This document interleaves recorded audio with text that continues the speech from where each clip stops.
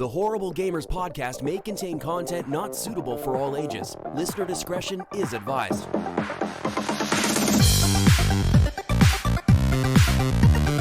Welcome, ladies and gentlemen, to Horrible Gamers podcast, show number 352, being recorded on May the 3rd, 2021, and one of your hosts, Jesus Gonzalez, and as Jesus walks out today, I'm joined by my friend from the West Coast to Best Coast, GunnyChief and The Mayo. Welcome back, Henley. Welcome. Woo! Hey, good morning. When's the last time we recorded in the morning? I'm all refreshed. Had my coffee. I'm good to go.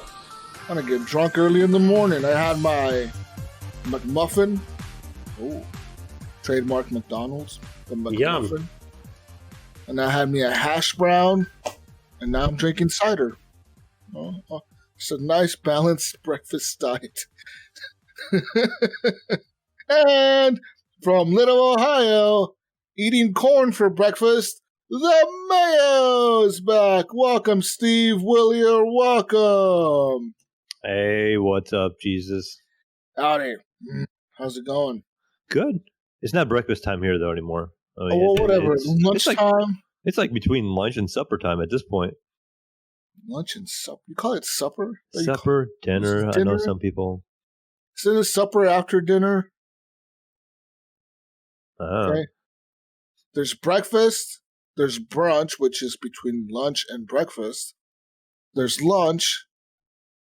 There's dinner. And then there's supper. What if you skip dinner? Well, then you go straight to dinner again. I don't know. You go straight to supper, right? I don't know. I guess. I always thought supper was supposed to be like the late night, almost ready for bed kind of snack. And I was always under the impression what it's always been called around here. Dinner is like the 3 o'clock to like 7 o'clock meal, and supper is like the 7 o'clock to 10 o'clock light snack meal. And lunch is between like 11 and 3. And brunch is brunch is like anywhere between 9 and 11. And then breakfast is anywhere before 9. It's breakfast. Before 9, huh? Do you ever get breakfast? No, I always have brunch. You wake up to brunch, right? Yeah, pretty much. Okay, that's what I feel like. Okay, I don't know. Anyways, welcome to the show, people. Where we're teaching you how to properly address your mealtime. Where teaching you facts here. Okay, I don't know anyone who uses the word brunch in America. Me either. I ate brunch this morning. I ate supper. You're the only one that ate supper, Mayo. Motherfucker, you. Anyways, ladies and gentlemen, welcome to the show! Where you can follow us on _Horrible Gamers on Twitter. Leave us a review on iTunes. Leave us a review on Google Podcasts. Recommend us on Stitcher by giving us a thumbs up. Recommend us to your friends and family. That is probably the best way to get us out there. It's by word of mouth. So, if you like the show, make sure to tell your friends and family about it, especially your friends. Your friends that are just as weird as you. Just tell them about it. Anyways, you can also join our group, Horrible Gamers Podcast Community, as a close group on Facebook if you like the Facebooks. If you don't like Facebook, it's cool. We have a Discord link as well. We have a Discord server.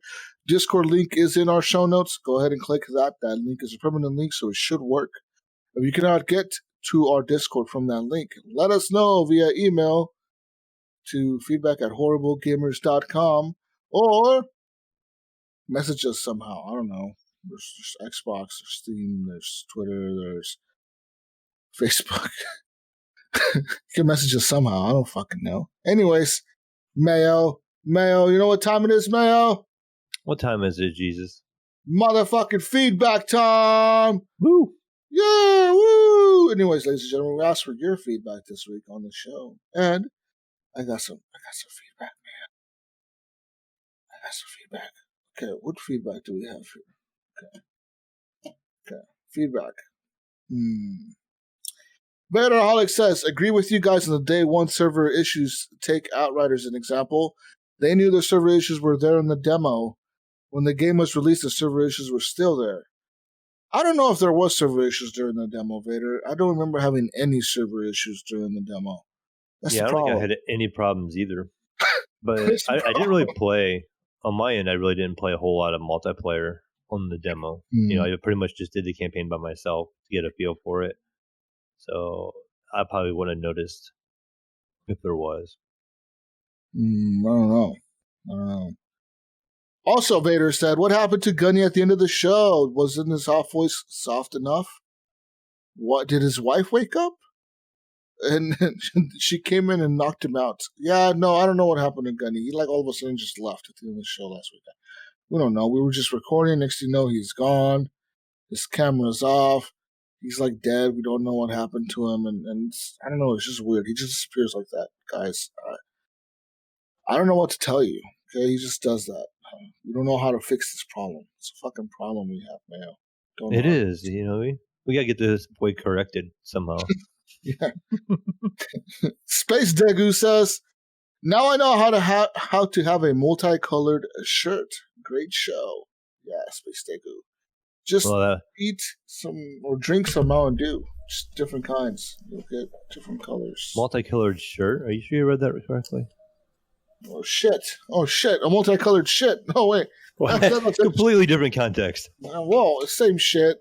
You could shit on your shirt if you want to, and then get your different colored shirt. I don't know, Mayo. He lives in Japan. They do weird shit over there, okay? They got panty machines and shit over there. You know that? You know that, Mayo? They got these vending machines. Not soda machines, or? Yeah. There's a thing over there, dude. Where you walk up to this machine, and they'll have a picture on there of the girl who was supposedly wearing those panties for whatever amount of time, and you could pay for these panties. It's almost like a what do you call it? Like a snack machine. You ever go to anywhere like a vending machine in a way. Yeah. Panty snacks. That sounds good. Yeah, you want to buy this snack. Well, instead you're buying used panties. I mean, supposedly those girls were wearing. You'd save on calories, I guess. You don't know if they were really wearing them, though, Gunny. Do you? No, not right. It could be. It could have been some dude wearing them. Right. Right. Bob, 300-pound Bob. Yeah. Stretching them out. Well, why are these so big? That girl didn't look that big. Why are these so big, Gunny? I don't know. What's going on here? I don't know. Don't ask questions. Don't ask, don't Strange tell. fetish. Mm-hmm. Anyways, give a quick shout out to our Patreon machines over at patreon.com/horrible gamers. You can support the show with the monies like our friends Jason Sams, Robert Noble, Sean Pacharek, Chad, Vader Holic, and E.M, Port Chapu, Nipron, the Micro T, The Mayo, Adam Sunday, John Jerome, Evan the Grower, not a shower, D. Tanaka, Jonathan Titan D. Hall, and Bill, still even the biggest D. Garner the second. Evan the Grower, not a shower. The grower, not the shower. Fucking Evan. Awesome. Anyways, ladies and gentlemen, welcome to the show. Yeah. Anyways. Let's get into some fun facts today, guys. Ooh, yes. Okay, we got some fun facts this week. I'm ready to be educated. Are you ready to be educated now? I am ready. I'm ready to be enlightened. Okay, so, fun fact, Gunny. You know that when we went to the moon, they said that the same technology that we have now in calculators is what they used. That was the computing technology they used to get us to the moon back in the day, back in the 60s and shit. Was it the 60s we went to the moon? Yeah. I think it was. I don't know. Gunny, you were alive back then. Was it 60s or 70s? I don't fucking know. Okay? Well, JFK got shot in the 60s, right? So it was around his time, wasn't it? So he was the one talking about going to the moon and shit. So after he died is when they went to the moon. So I'm assuming it was the 60s, Gunny, okay? Yeah, I'm assuming it was the 60s. Anyways, they said that the technology we used to get to the moon at the time was a fucking calculator. Like it's what's in a calculator nowadays. Now tell me this, Mayo. Why haven't we been back to the moon if that's all the tech we needed to get to the moon at the time? Why haven't we gone back? That is true. I've always asked that question to some people. What is going on in the moon? What is going on there, man? Well, okay, I think something happened, all right? I think they went up there. Okay, now listen, right? This is some true shit right here. I think they went up there, right? And you got like Buzz Aldrin and what's the other motherfucker's name? Neil Armstrong? Neil Armstrong. Yeah, you got a Ohio guy in there. Got these motherfuckers bouncing around the moon, and the other guy, whatever the other guy's name was. I don't know the other guy's name. I only know those two. Yeah, well, you only know the two guys that are the ones that are famous walking around the moon, bouncing around and shit. The other guy stayed inside like a little pussy. He's a pussy guy. It was his plan not to go, and you're calling him a pussy. Yeah, he stayed inside the spaceship. The other two guys they're true Americans. The non-hero motherfucker stayed there. Yeah, okay. that motherfucker stayed in the space shuttle flying around the moon and shit like some kind of pussy. The other guys are true Americans. They jumped out. They're out there walking around the moon, Gunny, with no oxygen and shit, with their fucking spacesuits, all right? Anything can go wrong, Gunny. It could be fucking little green aliens out there. You don't know. But they're like men, right? They don't even have guns on them. They're going to punch these fucking aliens if they show up, okay? Anyways, what happened up there, Gunny? Is there something we don't know after the camera shut off? Did they experience something? Did something fuck with them? Did they hallucinate? Did they see something? Because why haven't we been back to the moon? Why, Gunny? Why? That's a good. I always ask that question, and some people are like, "Well, you kind of conquered it once. Why would you go back?" Because why not? Why the fuck would we want to go to Mars? Duh, motherfucker, to discover this shit. Okay, all right. The moon is closer than Mars, way closer than Mars, and we haven't gone back to it. But you want to go to Mars? We want some people to Mars, but not the fucking moon. Don't make any fucking sense, Gunny. Okay. We need to go back there and see what the hell's going on. That's why I think Elon wants to go back. Yeah. I think Elon is a fucking alien, and he wants to go back to his planet of Mars. Go back home? Yeah, he wants to go back home. E.T. go home. Elon go home. E.M. go home. he wants to go home back to Mars, but he's trying to figure out a way to get back there safely, to his people. And I think he's trying to figure that out, and, that's why he's doing all this space stuff. But to me, it's been weird, right? Like, you don't go back to the moon. Why? What's going on in the moon? And there was more, like, after that Apollo mission, there was a lot more missions that went to the moon. Like, there was a lot of missions, like 18 or 17 missions in total or some shit like that went to the moon, right? It was a lot of missions, a lot of Apollo missions that went to the moon. But we really got footage of one, really, and the other shit's all sealed. It's all like fucking confidential, like it's all hidden by the government. Like all the stuff all the other missions that went up there, all that shit is sealed up. It's confidential. What was that movie? Was it with Tom Hanks and a few others was that like the second attempt or something like, not an attempt, but it was their plan to go back to the moon, right? And it whatever, there were some malfunctions and shit, and it didn't pan out. They barely made it back. Yeah. I forgot the name of that movie. Was it? Anyway, it was pretty good. Yeah. But yeah, like I know what you're saying, Jesus. Like calculator stuff, right? That's how they calculated miles and things. They didn't have like true laser shit where they can calculate distance.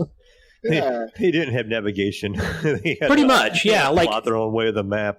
They didn't have Google tell them how to get there. Well, it was manual, right? Like how they lined up the moon, and that's how when they kicked in the afterburners. Like that was pretty interesting how they were doing that. Yeah, they weren't able to triangulate or anything. It was fascinating. Yeah. So I don't know, man. It says only 6 missions out of the 17 Apollo missions were successful in landing on the moon. So they landed there 6 times. They did? I didn't know that. See? Yeah. Well, everyone knows the one time they landed there, like the main one. But they sent 17 rockets to the moon, Gunny. But only 6 of them actually landed. And I think the one you're talking about that had the issues was Apollo 13. That was it. That was the name of the movie. Yeah, that one had issues. That one was supposed to land on the moon, but something happened on the way there that they fucking hit by an alien rocket. There was an imposter on the ship that fucked something up, and and then they had to come back. Like, oh shit, we got to go back. Oh fuck. But yeah, anyways, there was Earthling satellite. All the other missions that did not land on the moon. They pretty much just like flew around the moon and took photos of it. Like they just like flew really close to it and like took photos of it and shit or whatever. But it's kind of weird, right? Like all those times you go to the moon and you never land, you never go back again. Especially now with the shit we have nowadays. Like, why not go back, Gunny? Right, you would think that Elon would have, or not even Elon, but just NASA would just have some sort of, what would you call it? Not some... Yeah, there would be like a platform, and it would just automatically like land on that fucking platform each time perfectly. Yeah, hey, motherfuckers, we're going to go there and we're going to just have a space station there. Like, we have an international space station, right, that like everyone shares, right? Russia, China, US. We all share this huge space station in the fucking sky. But China does their own thing. China, they have like they do send their astronauts to the space station too, though. But they also have like their own space station they're making, right? Right. Like the Chinese one or whatever. I wouldn't want to be in that hobo shit. Anyways, all right. You would figure they would have like some kind of cool space station thing on the moon where you could just be there, right, and live on the moon for like a year or whatever, and then come back. But no, why? Why, Gunny? Why? Conspiracy. Yeah, there's something up there that's preventing us from... I think there's something up there. I think they pissed something off and something's like, hey, you motherfuckers better not come back. You motherfuckers better not come back. We'll fucking destroy the earth if you come back here, Gunny, okay? We'll fucking blow that bitch. Shit. Laser beam. Here. Fucking laser beam is going to destroy your fucking earth if you come back here one more time. Or what if the Russians got their Gunny and the Russians had like space guns and shit? And the Russians are like, hey, you motherfuckers, you want to come back? We'll shoot you next time you come back. We'll blow you out of the outer space. I don't know, Gunny. To me, space has always been fascinating. It's always kind of like fascinating to me how many little people have actually gone to fucking space. Like the little amount of people that have actually been in space. And yet, like, no one ever really probes them when they come back and ask them questions like, hey, man, like, did you see anything weird? I wonder if they're told, okay, dude, you're going to go to space, but if you start seeing shit or like some weird shit happens, you can't tell no one about it. I wonder if that's like a part of their contract. You know what I mean? Probably. Probably. And would anybody believe them anyway? Honey, we're going to send you to the space station. You know, there's been like sightings of weird shit in the space station, but if you see anything weird, you can't mention anything. And to the public. If you do, we're going to fucking kill you. Yeah. And your whole family. We'll kill you and your whole family in a car accident where you're going to go on a family vacation trip and you're going to drive your car off a cliff into the ocean and you're going to have 2 bullets to the back of your head. But it was a car accident. I could definitely see that being some sort of unspoken thing that, like right before you leave, somebody from the government comes up to you. Okay. They load you up into that little, because usually don't they like load up into vans and they drive over to the rocket, right? Like I bet you in that fucking van, there's like some guy in there with like a black suit on, like some fucking CIA agents, and they're like, hey, here's these files, guys. We know everyone in your family, motherfucker. Oh, yeah. You just undisclose any information we don't want you to disclose. Your dad and your whole family. I think it'd be a good idea. I'd be wearing a space diaper at that point. I mean, you have no choice at that point, right? Because they're like, all right, motherfucker. Like, what if your plan is to disclose something? Like, okay, if we even think you're going to disclose something, Gunny, we're going to blow up your rocket on the way back into Earth. We'll act like it's a malfunction. It's not like it hasn't happened before. Yeah, we'll act like it was just a malfunction, and your SpaceX rocket is going to just blow up in the middle of coming back. You're just space dust at that point. Then what, Gunny? Then what? You're like fucking scared, right? Because you're like at their mercy. You're like, holy fuck, they could probably do that if they wanted to. And then you'd be like your brother who had a ham radio who you reached out to, got part of a message, but now he's missing. Oh, shit. This could be a really cool movie, man. I'm making a movie about this. Yo, Steven Spielberg. He's underground. Come talk to me. No, what's that guy that makes those weird movies that M. Night Shyamalan? Charlemagne or something. I don't know how to say his name, but yeah, him. That weird motherfucker that makes all those weird like conspiracy movies and shit. I want to make a really cool one with him. It's gonna be about space. All right, these astronauts that are going to like the Mars mission, Mayo, and they're told, "Hey, last minute, they're like thinking they're all heroes and shit, but last minute they're like get pulled into the room right before the press conference, before the day before they're gonna do their big, or after their big press conference, right? Like when they're about to launch." They get pulled into the side. Like, hey, you need to be aware of this contract you signed when you started with the training that can't disclose anything you see up there, Mayo. Jesus, I just listened to that book, and it's a book called Mars One by Jonathan Mayberry. That's ain't no fucking book, Gunny. I'm talking about real life, all right? This is some real shit that probably happens that you don't know about, Gunny. Okay? This probably happens a lot. We just don't know about it because there's only so many astronauts on the history of the planet. Right. How many people have gone to space? Maybe like 50 or 100 or however. You know? They're probably all... It's easy to kill 100 people, Gunny. Okay? Governments have killed way more than that. So it's easy to kill 100 people to keep them, to make them shut up or brainwash them or tell them to not say anything or else they're dead. You know? Yeah. Damn. I feel like it happened on the moon, and they don't want to talk about it. That's why we haven't gone back. I want to go up there and just be like, and then just see Superman standing there. Or something crazy. What if you see some crazy shit? Oh, man. What if they abandoned someone on the moon? They, like, straight up left some astronauts up there. And they never spoke about it. Oh, shit, Gunny. Oh, fuck. I could just see up there, and they got big grow rooms growing, right? What are they? Is that what? Not grow rooms, but they're more some kind of underground bunker that they have hidden in the moon. Yeah, it's grabbing oxygen, Mayo, from the middle of the plant or middle of the moon. That's how they're surviving. Growing. All I'm saying plants. Is, this probably happens and we don't know about it. All right, because think about it, space probably does some weird shit to your head. All right, you ever seen the astronauts that come back? They're always usually fucking a little nutty, dude. They look a little crazier than they did when they left. So there is a thing, Jesus. There is a thing. You can research it. And I remember watching it on National Geographic or Discovery Channel. So check this out. I'm not going to explain this correctly, but basically what happens is, you know how we got what's the thing protecting the Earth? It's the ozone, right? Right.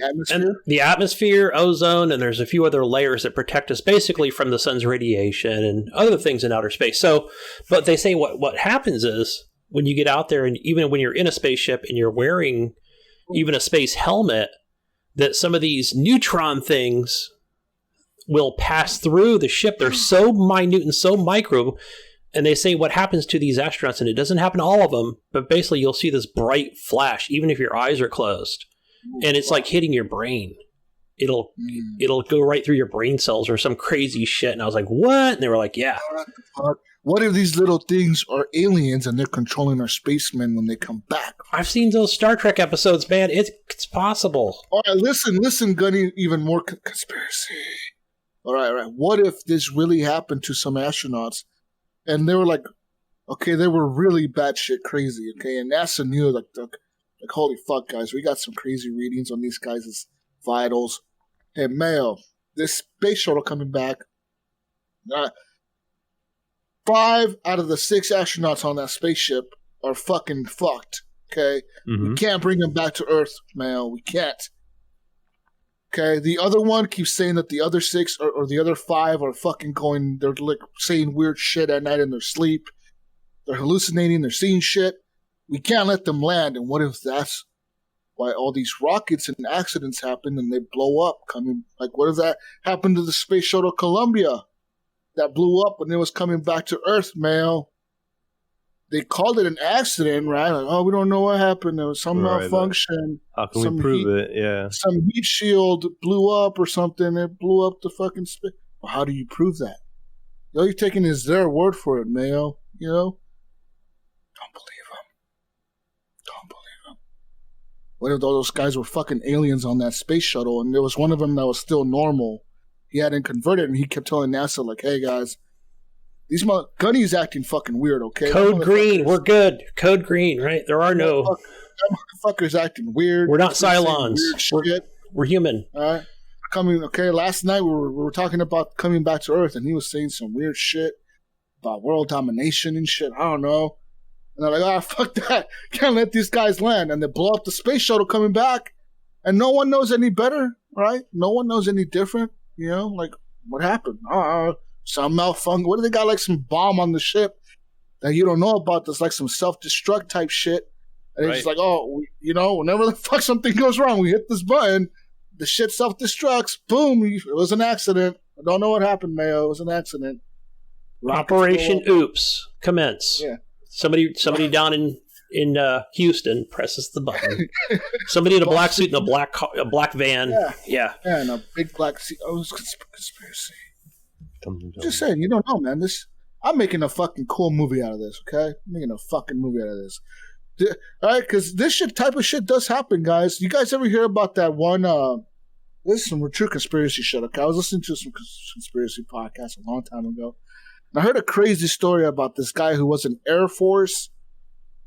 He was like a major in the Air Force, like some pretty high up dude, like up at there. He wasn't like a general, but he was like some major or something like that.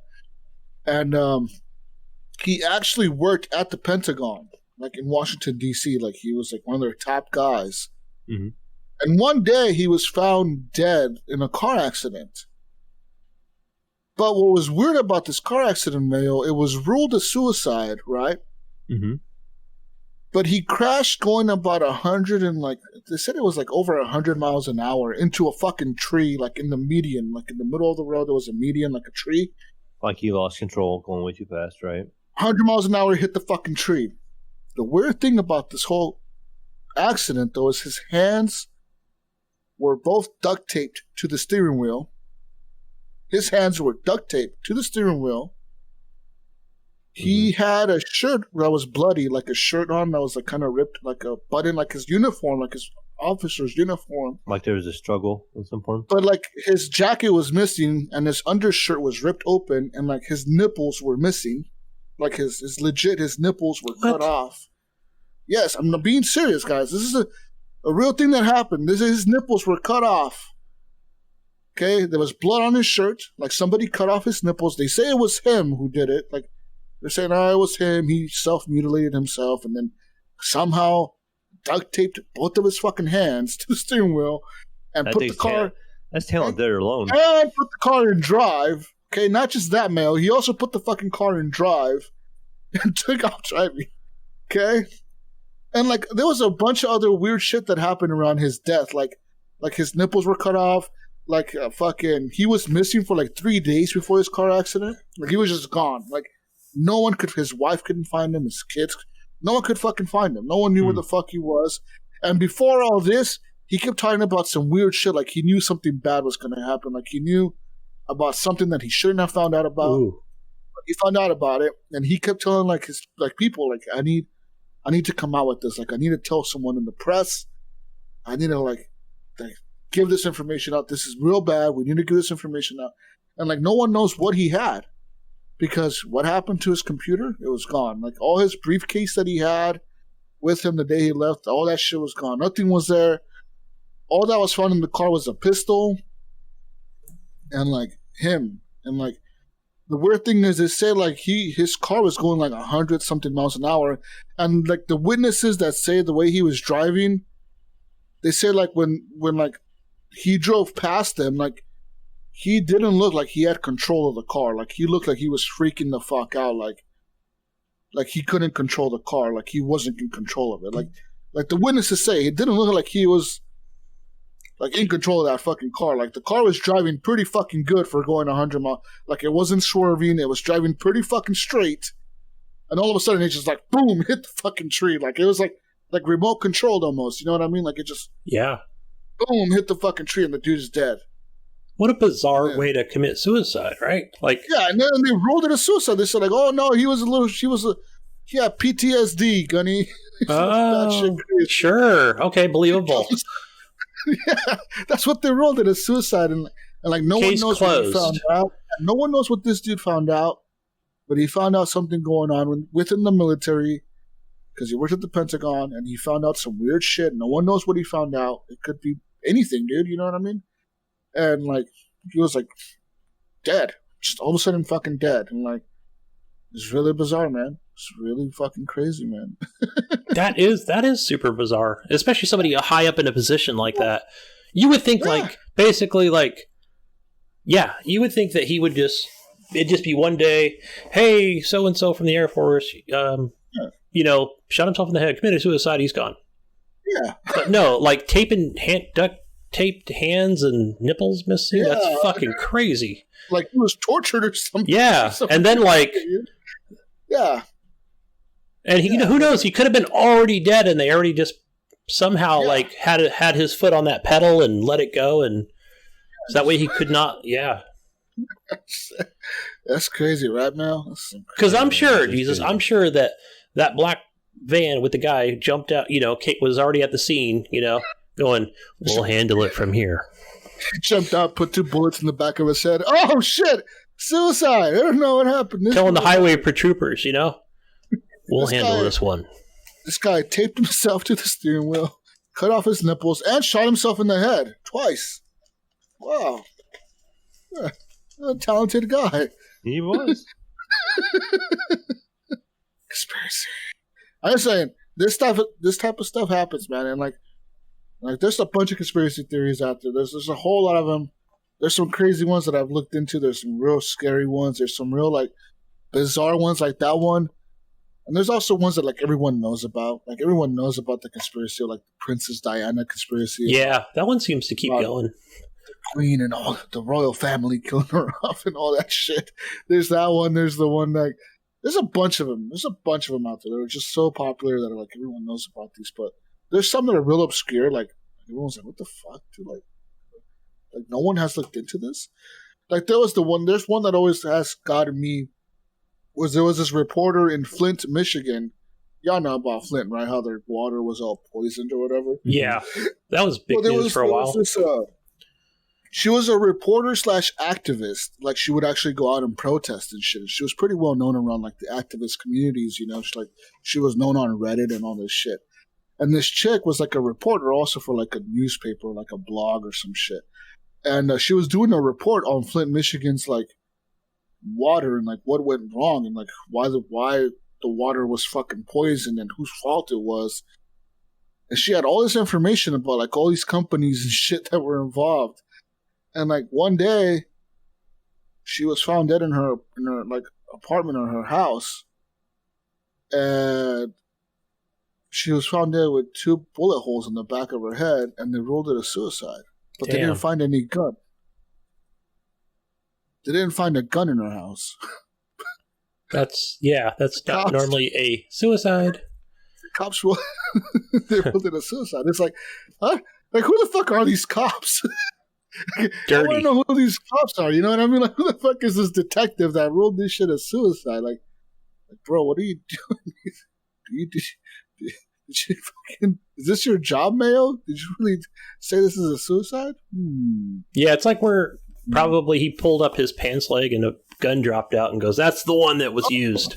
That's the gun right there. Right? And it wasn't so much the cops, it was whoever paid that cop to make it look like a suicide. Yeah, it was real. That one was real fucked up because that girl was young. She was like young. She was like 20-something. She was fucking like super activist, and she like had all this information on these guys, and she kept like posting articles and shit about like, this is what happened, this is what's going on, this is, you know, whose fault it is, and this is why the government failed us, and blah blah blah. Like the FDA knew about this shit and all this stuff, and like all of a sudden she's dead, and hey, no one's reporting on this anymore because no one cares anymore.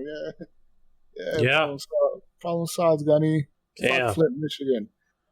Yeah, it's pretty. Everybody's fine. Everybody's brainwashed. Now they're all back drinking the water. Yeah. We're good. Yeah, that's all you need. You know, that's all you need. All right, Mel? Be careful, Mel. Government may be after you next. Yeah. All I'm saying is okay, guys, all I'm saying is all of a sudden I commit suicide somehow, guys, I want y'all to know out there that I will never commit suicide. Okay? I don't give a fuck how hard my life gets. I could be a fucking hobo eating McChickens and playing off of xCloud on my iPhone on McDonald's Wi-Fi, because that's all I can afford, and I will not commit fucking suicide, okay? Would you still cut your nipples off, though? All right? Maybe I'll cut some nipples off. I don't know. That's, maybe into that shit. I don't know. selling them for money. Okay, but I'm never gonna commit suicide, guys. All right, all right. Just letting you know. If all of a sudden, like my brother goes on Facebook or something, like, "Hey, Jesus is dead, guys. He committed suicide last night. Somehow he shot himself in the chest 4 times. He killed himself that way for some fucking weird But we reason. can't find the gun. We don't know where it's at. Yeah. You know, just don't believe it, all right, Mayo? Conspiracy. Don't believe it. Anyways, that's all I have for conspiracy theories this week. I mean, I was saying the moon. We went from the moon to some Air Force officer dying to some Flint, Michigan reporter dying. People die in weird circumstances, and it's bizarre, dude. It's fucking scary, Mayo. I don't know why, but it is. Okay. We need to go back to the moon. We do. How do we get there? Let's go. We need to get there. I mean, Elon Musk, I think, is going to get us there. You know? He's got that car floating around outer space. Mm. He's got his Tesla out there. I think you're right. I think he is an alien. I mean, why else would he have a car out there floating in space? The Why, fuck? he's got these satellites already. He's got his own satellites. He's got his own car in outer space. I mean, come on. Yeah. So, yeah. Anyways.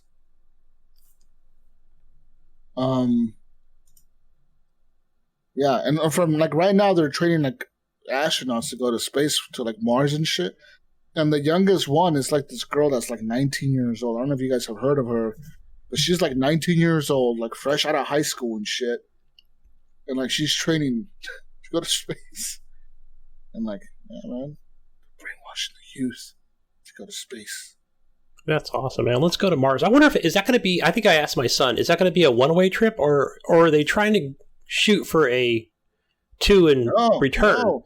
Have you heard Elon Musk lately on the news? Everyone's giving him shit because, like, I think he was on the Joe Rogan podcast, or he was some podcast or some news, and somebody asked him, like, "Hey, we know you're planning to send people to Mars. Like, is this a one-way trip, or, like, how do you do?" And he's like, "Oh, most likely you're gonna die."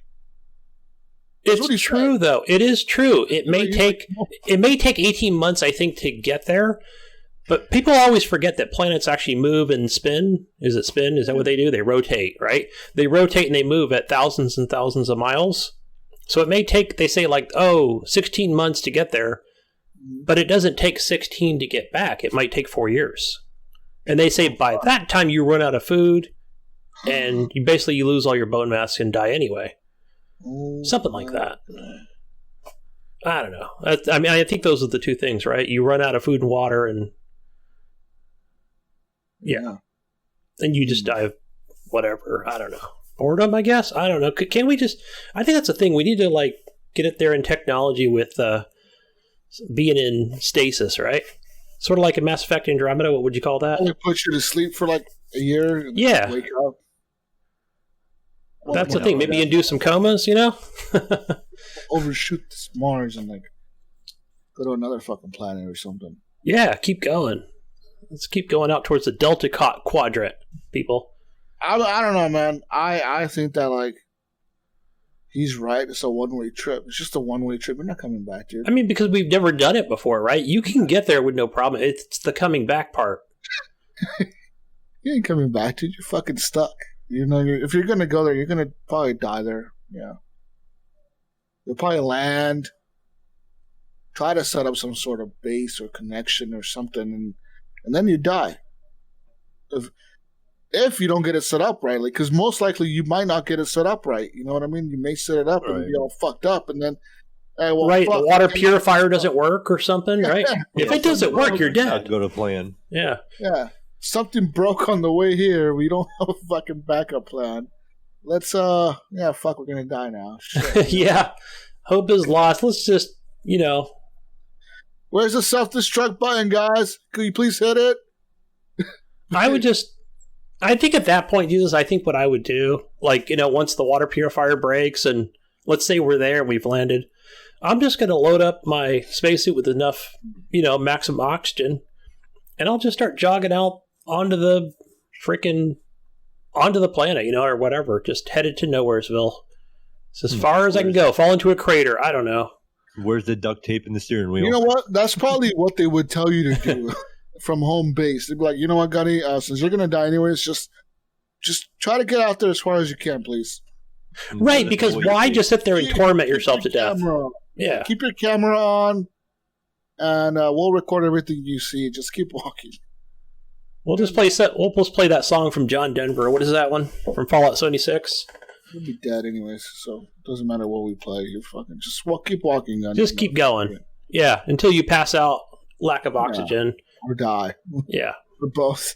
Or an alien kills you. We want to see what happens. Right. Yeah. We're going out with a bang. Yeah. Be fun. But that's space talk with you guys. A lot of space talk this week, Mayo. A lot of space talk. But if that space talk made you thirsty, you may want yourself a nice water bottle, which you can get yourself one over at Redbubble. You search for horrible gamers, get yourself a nice water bottle. Summer is coming, Mayo. You need to keep yourself hydrated. Yourself a nice water bottle. They're not expensive, like $10, $15, maybe $20. I don't know how much they are. $20, $29. I don't know how much they are. But get a coupon. Get a nice coupon for Redbubble. It's a nice metal one. They were actually 20% off like last week. I got an email from Redbubble saying, "Hey, all our water bottles are like 20% off. Come buy one or something." I said, "Oh, shit. Forgot to buy one, but I should have." Anyways, get yourself some nice gear out of Redbubble. And quick shout out to our friend Phantom Egg for the intro and outro music to the podcast. You can find his music over on Apple Music as well as Spotify, YouTube, all that good shit. We have YouTube links in our show notes, all that stuff. Anyways, let's get talking about video games, guys. I played a video game this week. I know y'all played some video games. Yeah. We did. Well, I guess let's start off with the big one, right? Outriders. The big one. Outriders. Returnal. Oh, that one. Returnal. I have not. Now, Jesus, before you say anything, I've not seen any gameplay. I've just heard good things. Yeah. Same here. Yeah. So I've not seen any. What is this game about? Talk to me about it. It's about a space lady. Is this only on PlayStation 5? Exclusive. This is about a space lady, also known as an astronaut, who the game still opens up where she's flying into like this planet, and all of a sudden, like she's flying in there. I'm assuming for some research type stuff. She's like a researcher by herself. She's flying the spaceship, goes in there. Something happens with the spaceship. It loses control and it starts crashing, and she crashes onto the planet. And so you start off where you crash onto the planet. You open up your eyes. You wake up. You get out of the spaceship, and you're like, I'm on this weird planet. I crashed. I don't know what the hell's going on. And it has very Promethean-like vibes. I don't know if you guys ever watched the movie Prometheus, where like they go to the space planet, and Prometheus is based on the Alien movies, right? Is that what it's based on? I don't know. Not sure. Yes. Prometheus, alien-based movie. What is an alien-based? Like I'm talking about like the Alien. It is an alien-based movie, but I'm talking about like the Alien series. Like the Alien. Yes. Crazy Alien. The popular, yeah. The popular Alien versus Predator Alien. Right. That Alien. It's based on that series. Anyways, that movie's about how like they go to their planet and they find out where the aliens are from, and this old civilization, whatever the fuck, used to live there. The aliens killed them all or some shit. Anyway, so this planet kind of has the same kind of technology. They got like these stone, like doors and shit, like these fucking statues everywhere, and this crazy looking technology. And your goal is to kind of figure out what the fuck is going on. And you're getting this signal, and like this chick, I forget her name.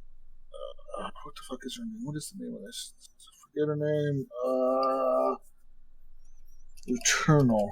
What's her name? Returnal.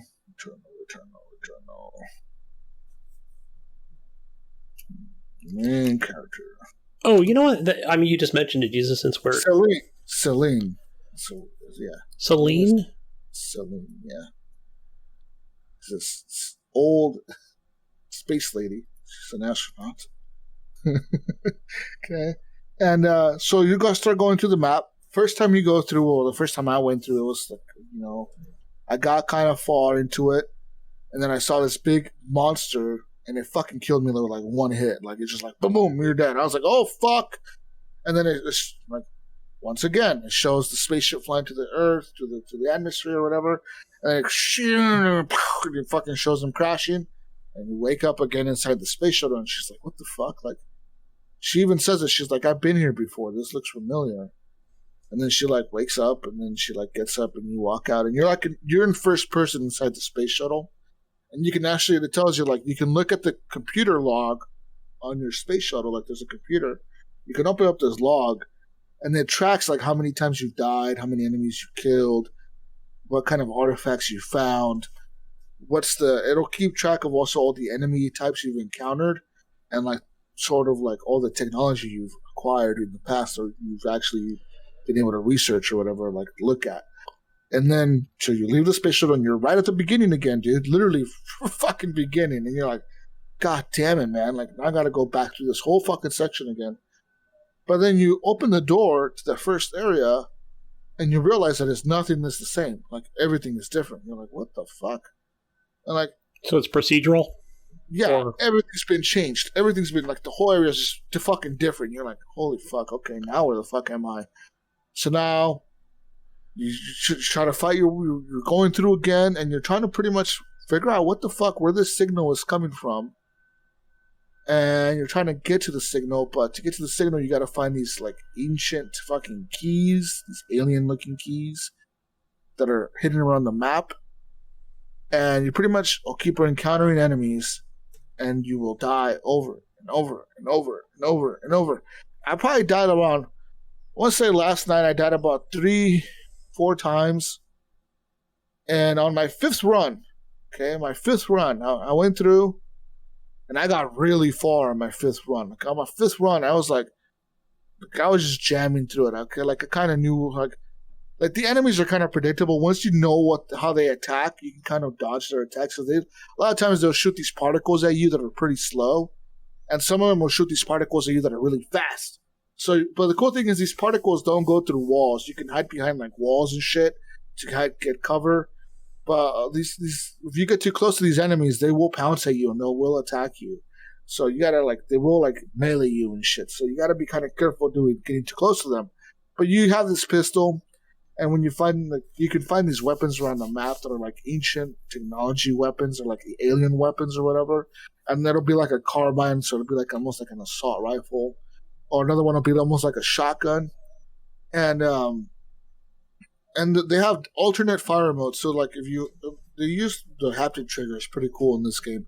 Where if you're aiming, halfway is just the normal aiming. So she's normally aiming the gun, and you shoot the normal type of, I guess, ammunition, which like in an assault rifle is just the normal like the fucking bullets. A shotgun is like a shotgun, you're shooting a shotgun round. So the pistol is just a pistol. But then they have each gun has an alternate fire mode where you pull the trigger down all the way, and it changes the fire mode of the gun to like the ultimate ability of the weapon, which a lot of it is different types of abilities. One of them shoots out electricity. So like it'll shoot out electricity and it'll like attack the nearest enemy you're aiming at. Then it'll kind of electrify the shit out of them or electrocute them and blow them up. Another one shoots like almost like a grenade launcher, like it'll shoot like a rocket type grenade at them. And another one is like almost like a stream of bullets. So it kind of looks like a river, like coming out of your gun. It looks like a river, kind of. It's like a flat stream of bullets. And it'll chase whatever enemy's near to it, and it'll stun the shit out of them. And these are kind of like special modes that your gun has, like a special firing mode. But those are on a cooldown, so once you shoot the one round that's with it, you have to like keep shooting the normal way because it's going to be on a cooldown, like a 20-second cooldown or 20. It's like 20 or 15 seconds or something like that. But the cool thing is the game, you don't run out of ammo, so you don't have to worry about ammo. But you do reload, like you do run out if you're shooting the gun and your gun does run out of ammo, but your character never runs out of ammo. You know what I mean? So you do have to reload the gun. Yeah. You yourself will never have to worry about, like, oh man, I only have 20 bullets left. Oh fuck, what am I going to, like, no, you don't worry about that. That's really cool. So also like around these areas, there's these really cool technology that you can upgrade your suit with. You can like find these statues that upgrade your suit, and a lot of them upgrade your suit. Some of them upgrade your suit permanently, and some of them upgrade your suit for that run.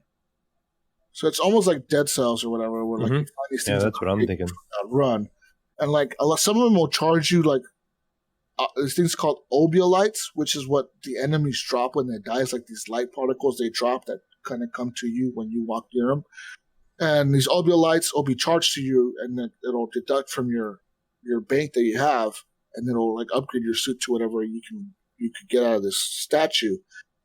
And sometimes it's just free. Sometimes it's just like, hey, we're gonna just give you like this buff for free because we feel nice or whatever. And there you go, you get a buff.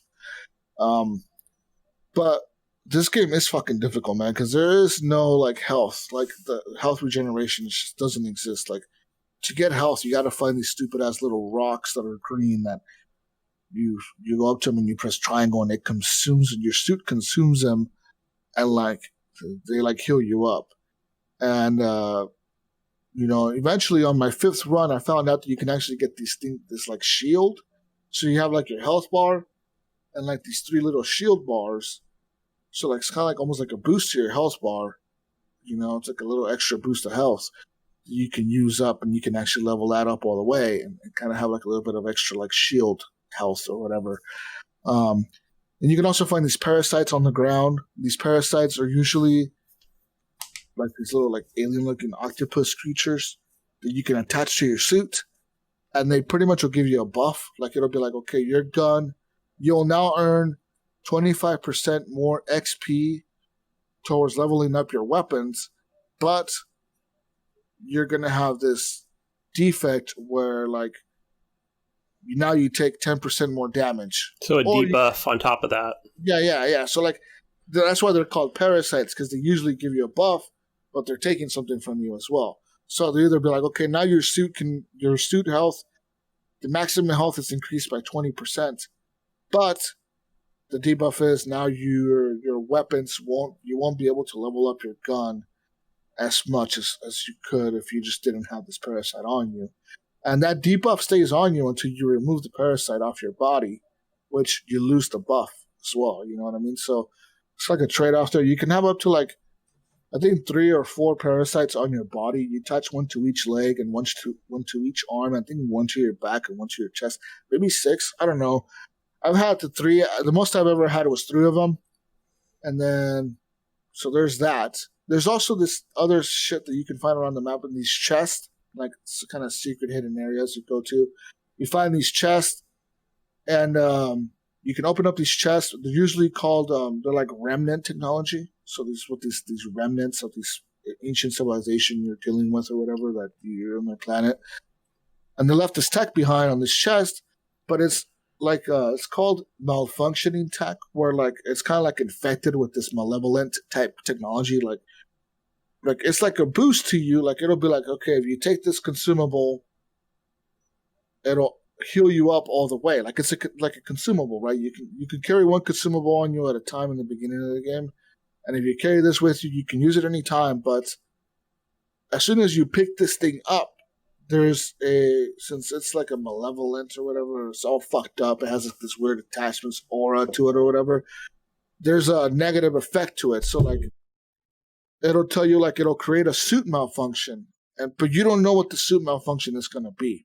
Like you have no idea what it's going to be. So as soon as you pick it up, your suit will start malfunctioning, but it'll be random each different time. Like you don't know what your debuff your debuff is going to be on that.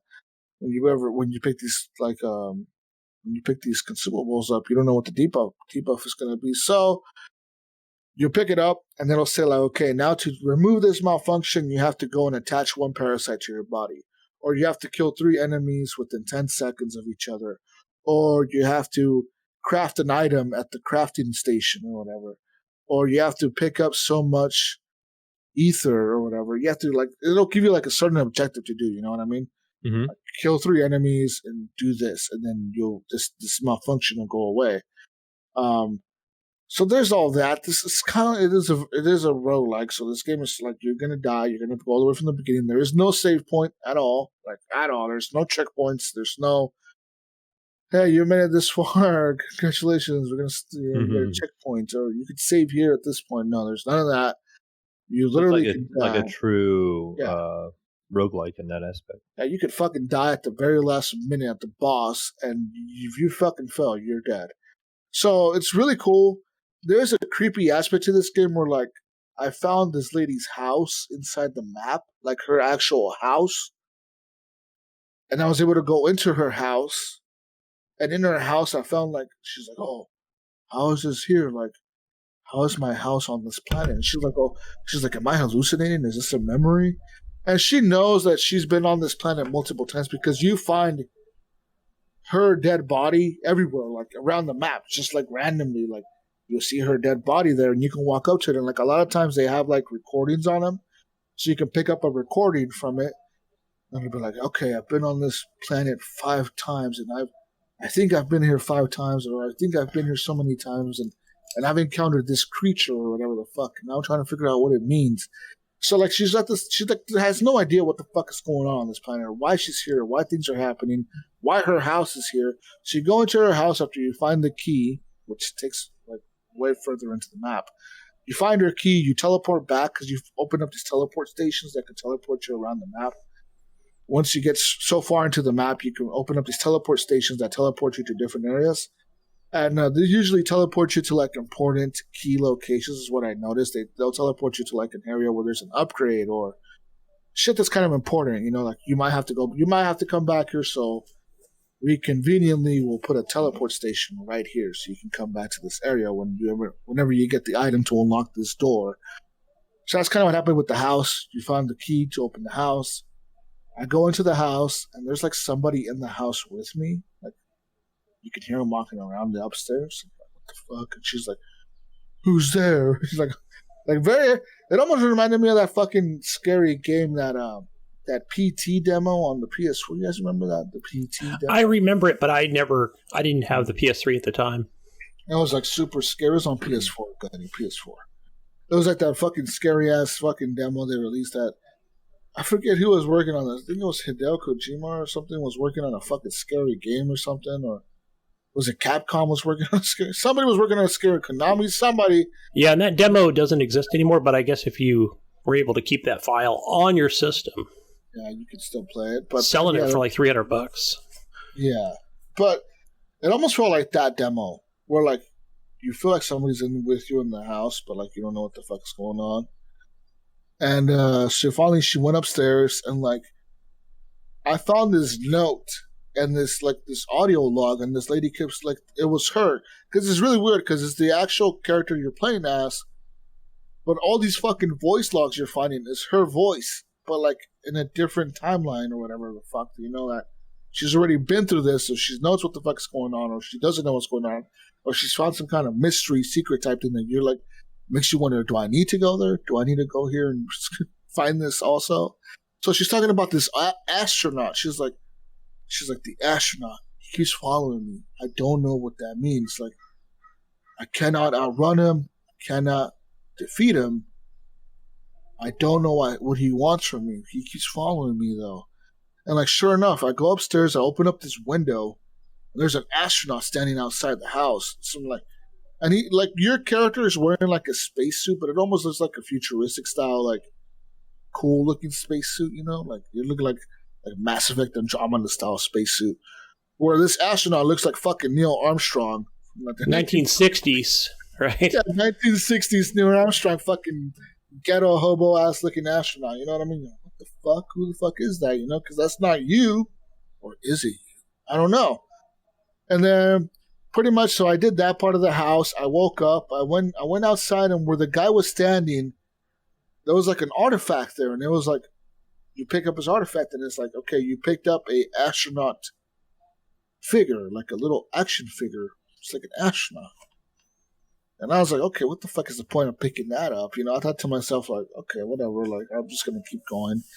Anyways, I figured out how to open the end boss, like the door to get to the end, right, Mayo? Like the boss motherfucker. Okay. I opened this fucking huge door. I had to go find this fucking key, all this crazy shit. Found this new crazy sword-looking weapon. I go to open up this door. This crazy fucking alien-looking thing spawns out of this fucking fog. Like this huge motherfucker spawns out of the fog. And it's like, okay, now you have to fight this guy. And he has like a huge, I'm talking, this fucking health bar is big, dude. So you're fucking fighting this dude for like, I don't know how long. It took me like fucking 5 minutes to take him out.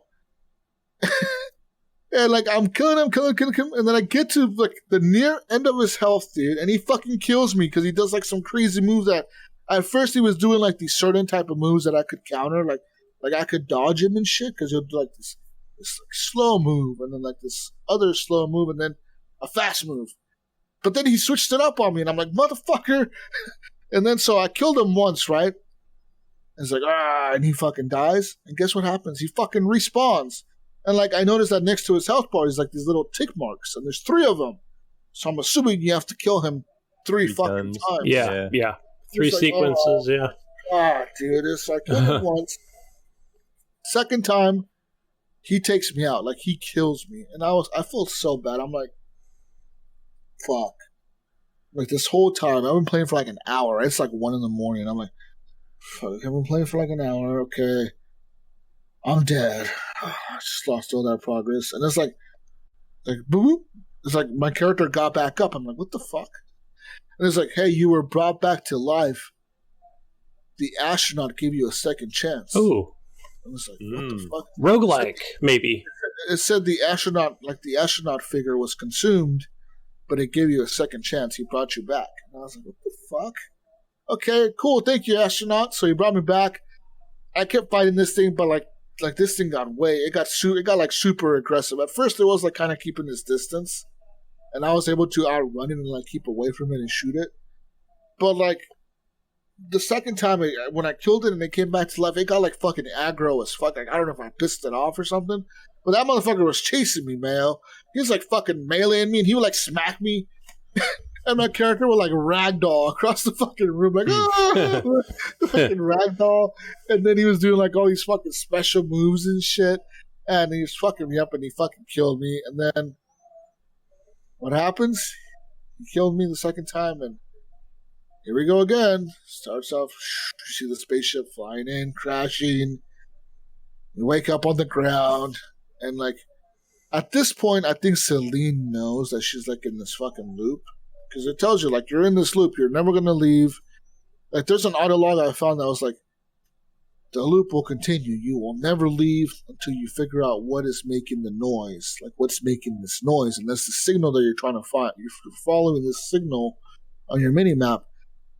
And, you know, you're trying to figure out where this signal is coming from. And it tells you, like, you will never find out the truth. And you'll never be able to leave this place until you find the signal. You got to find the signal, and you got to find out what it means. So, like, this game is fucking hard. It's difficult. It's stressful, but, like, it's not, like, I want to say it's almost like a horror game, but not really. It's more like a thriller suspense game. It's not a horror game. Like, yes. It's not, is it not like action where you're just fighting, like, little trash mobs all the time, or? Yeah, it is like that kind of, where you're fighting little enemies, and, like, sometimes you'll walk into an area, and it'll say, like, areas in lockdown. And when the area goes into lockdown, that means you can't leave that area, obviously. So you got to fight whatever big boss is in that area. Kind of like a mini boss, you know?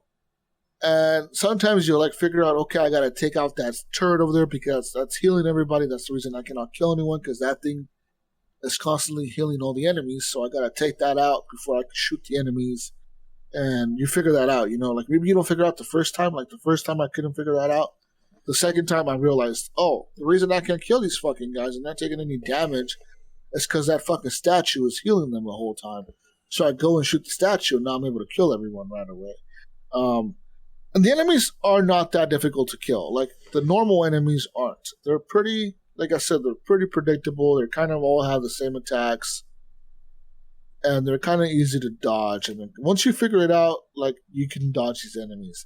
And what's really cool is you do have, like, this dash move that she can use. You can dash any direction, like forward, left, front, back, whatever, you know, right, left, front, back. And when you dash, you cannot take any damage. You don't take any damage.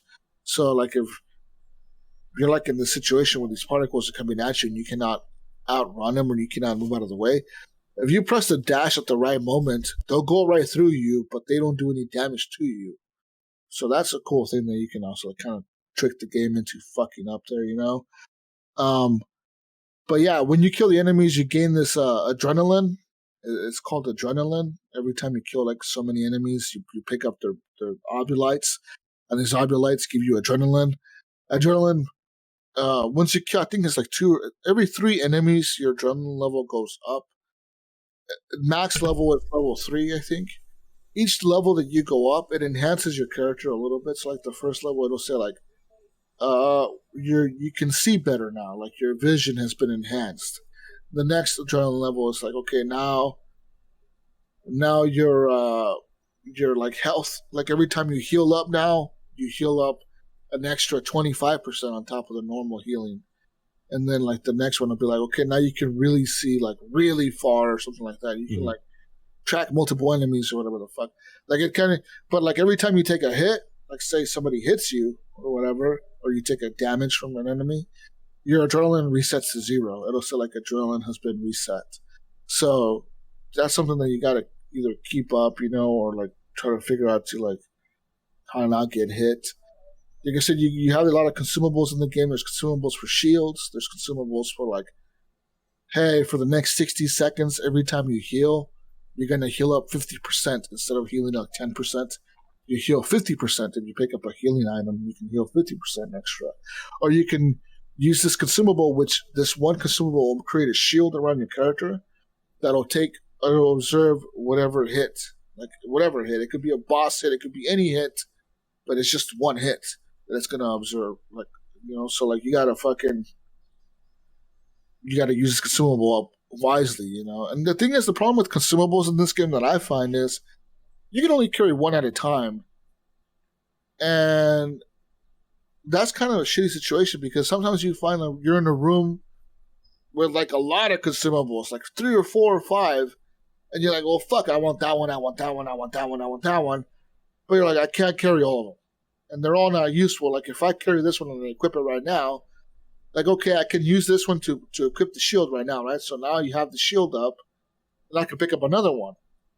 But I can't pick up the one that's like, I do more damage for 30 seconds and use that right now because there's no enemies around. You know what I mean? Yeah.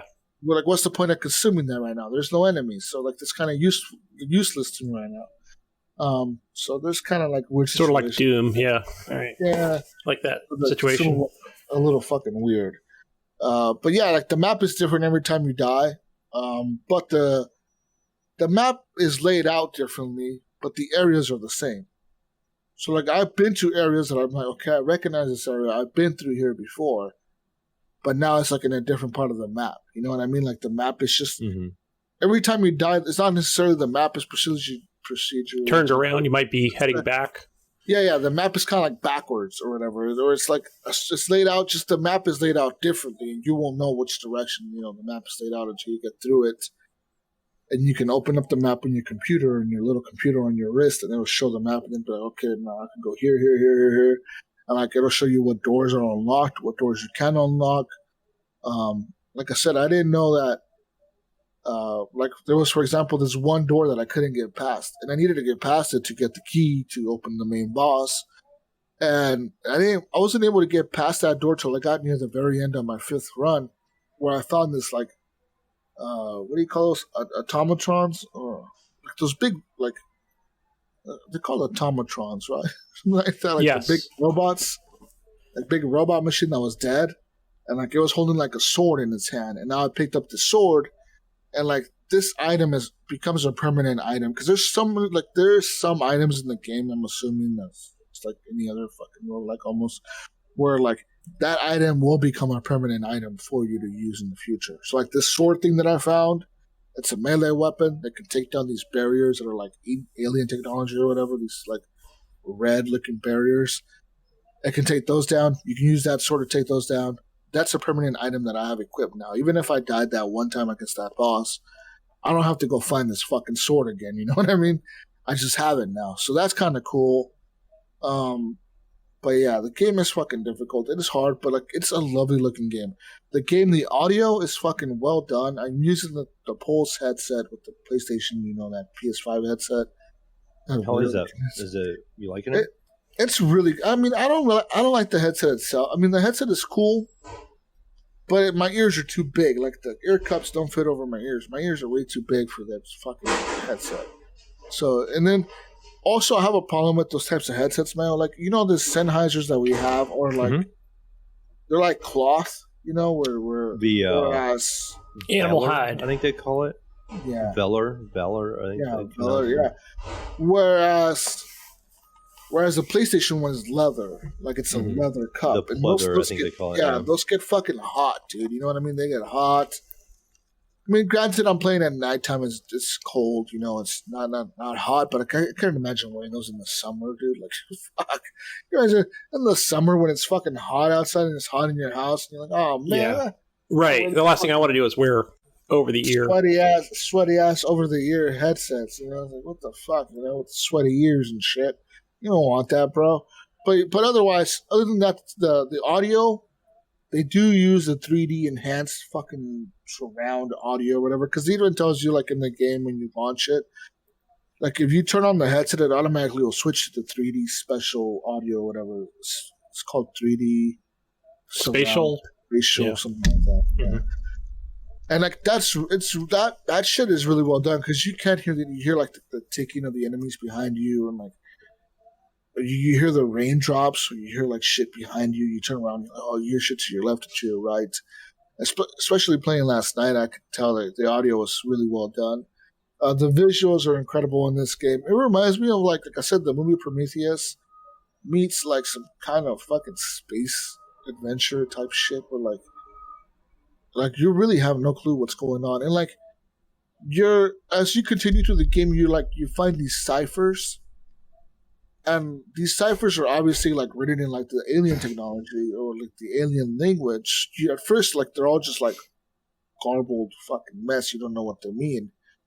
But as you walk around the map and you die over and over and over, you'll find these ancient cipher like decryption letters or whatever, and like you'll find them randomly throughout the map. Like this will decrypt so many words of that cipher. So like I was able to like go back to the cipher in my fifth run, and like I was able to read all of it. You know what I mean? So like it said like something about, we have lost our brothers, and now we must face the truth and find and go to the light, or it was some weird ass fucking shit that is. I'm like, what the fuck does that even mean? And then I found another one that says something about, we can't do anything else here. We have to leave. Like, we have to go now. And then, like, I found this crazy archive-looking thing that showed kind of, like, how the aliens that lived on that planet were actually also fighting the creatures that I'm fighting. But they invented, like, some kind of defense against these creatures. Like, they were able to invent these machines that would defend them and protect them against the creatures that I'm fighting. So it's kind of like a weird, like, holy fuck, these guys were fighting these things too, but they were able to figure out this technology that can defend them. And some weird, crazy alien fucking movie type shit going on here. But yeah, the game looks incredible. Could this be on a PS4 Pro? Probably, yes. Not as nice looking, most likely. Probably, you know, there would probably be none of that fucking cool looking lighting and all that shit. But it could probably be on a PS4 Pro. It probably wouldn't run at 60 frames, because this game does feel fucking smooth, man. Like, there's never a point in the game where you feel like this game just feels bad. Like, no, it's incredibly smooth. The game just runs fucking flawless. And so that's one plus to it. And like I said, the lighting is incredible. The environments are incredible. Like, it's really cool looking environments, man. Like, you really feel like you're on this, like, alien planet. You're like, I've never seen anything like this before. Like there's like fucking plants that'll come out of the ground and follow you and shit. Like what the fuck? But they don't attack you. And like, there's some other weird, creepy shit going on. There's these statues you can shoot and break down, and sometimes like you shoot at one of these like statues of like it'll be like statues of like the old ancient aliens, right? Like the civilization that was there. It'll be like this huge statue of them, and you can shoot it. And sometimes like if you shoot it, the obelites come out of it. or sometimes like a special like a healing item will come out of it, or sometimes even an enemy will come out of the fucking statue. They'll fucking come at you like you're like holy fuck, oh shit, oh I didn't mean to do that. You're like fuck. Now you're fucking being chased by a fucking enemy. And that reminds me of the cursed chest sometimes on Dead Cells. You can open it and it'll be full. You can tell they're fans of that series, yeah.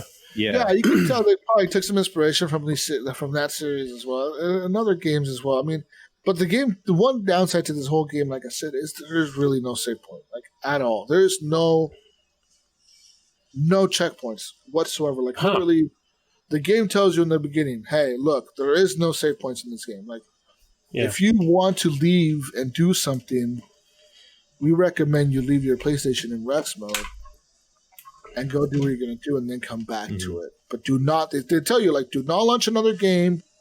Do not, like, go and play Battlefield and then you're going to come back and the shit will be here. Like, it won't be there. Like, you're going to start from the fucking beginning and you're going to lose all your shit. Well, you'll have, I'm assuming you'll have your permanent stuff, but you'll be a new run. So kind of like Dead Cells in that aspect, except for Dead Cells will, if you just turn it off, you'll come right back where you was at in that run. But yeah, how long does it take you to do a typical run? Like, people say it takes 20 hours to beat. Like 20. So I don't know how long a run is. I mean, I don't know if that's 20 hours with like dying. Like, what's your runs right now? Like when you die, like so you go so far. How far? So last night, when I got to the boss, right, it took me about an hour, let's say 45 minutes to get to that boss. But that's because I had been to the biome so many times that I kind of already knew like what I'm dealing with. And one cool thing about this, Mayo, is like I said, you open up these teleportation portals that bounce you back around and forth the map super quick. And once you clear an area of enemies, the enemies are done forever. Like, you can just go back to there and walk around without having to worry about enemies being there again. You know what I mean? So that's one plus to this game where, like, it doesn't, no cooldown on the enemies. Yeah, I'll kill everyone around the house or whatever, and then I'll find the house key way down the map, and I can teleport back using the teleport device. And all those enemies that I killed around that house, they're just gone.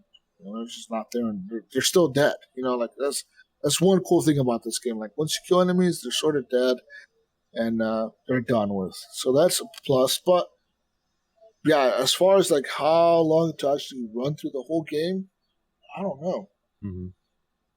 Yeah, I was just curious what a run, because that way you just have to know, like, okay, I'm going to play one run, you know, and go in and see how far you can get, and then be like, okay, I'm done for the day or whatever, you know. And they're going to be daily runs. How I would tackle Dead Cells in that way. Like, I would be like, okay, I'm going to do one Dead Cells run today, and where I get is how long I'm going to play, and then when I die, I'm just going to kind of jump off the afternoon.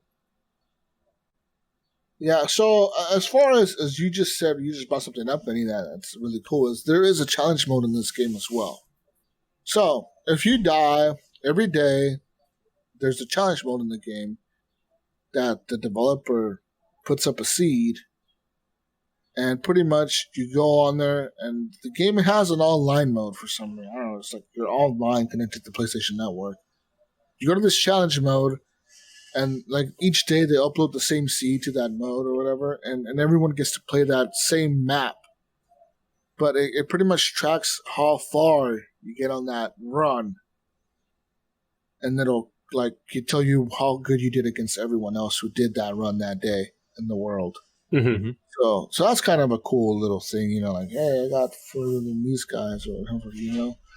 But it's only a one-time thing, like a one-time, like. Yeah, Dead Cells has something like that too, except it's not one time. There's a little vault you can run into, and it's one map that day, and it'll be a certain enemy set. And it'll give you two weapons, like everybody has to use the same two weapons, and you got to run through it, and it times you. And it'll rank you by your time for the day. And so you can have daily leaders and all that kind of stuff. But I don't ever try it. But you can pick your way doing that. That's neat. Yeah. So yeah, I'm looking at articles here that say that the actual, like, path to beat is 15 hours straight, with 5 hours being in the first area, 5 hours in the second area, and then the last area being the shortest area or whatever. So I wonder if you do a run until you get to the second area and you die, you'll start in that second area maybe. That's how you can get that total time in, because obviously you're not going to play for one sit down.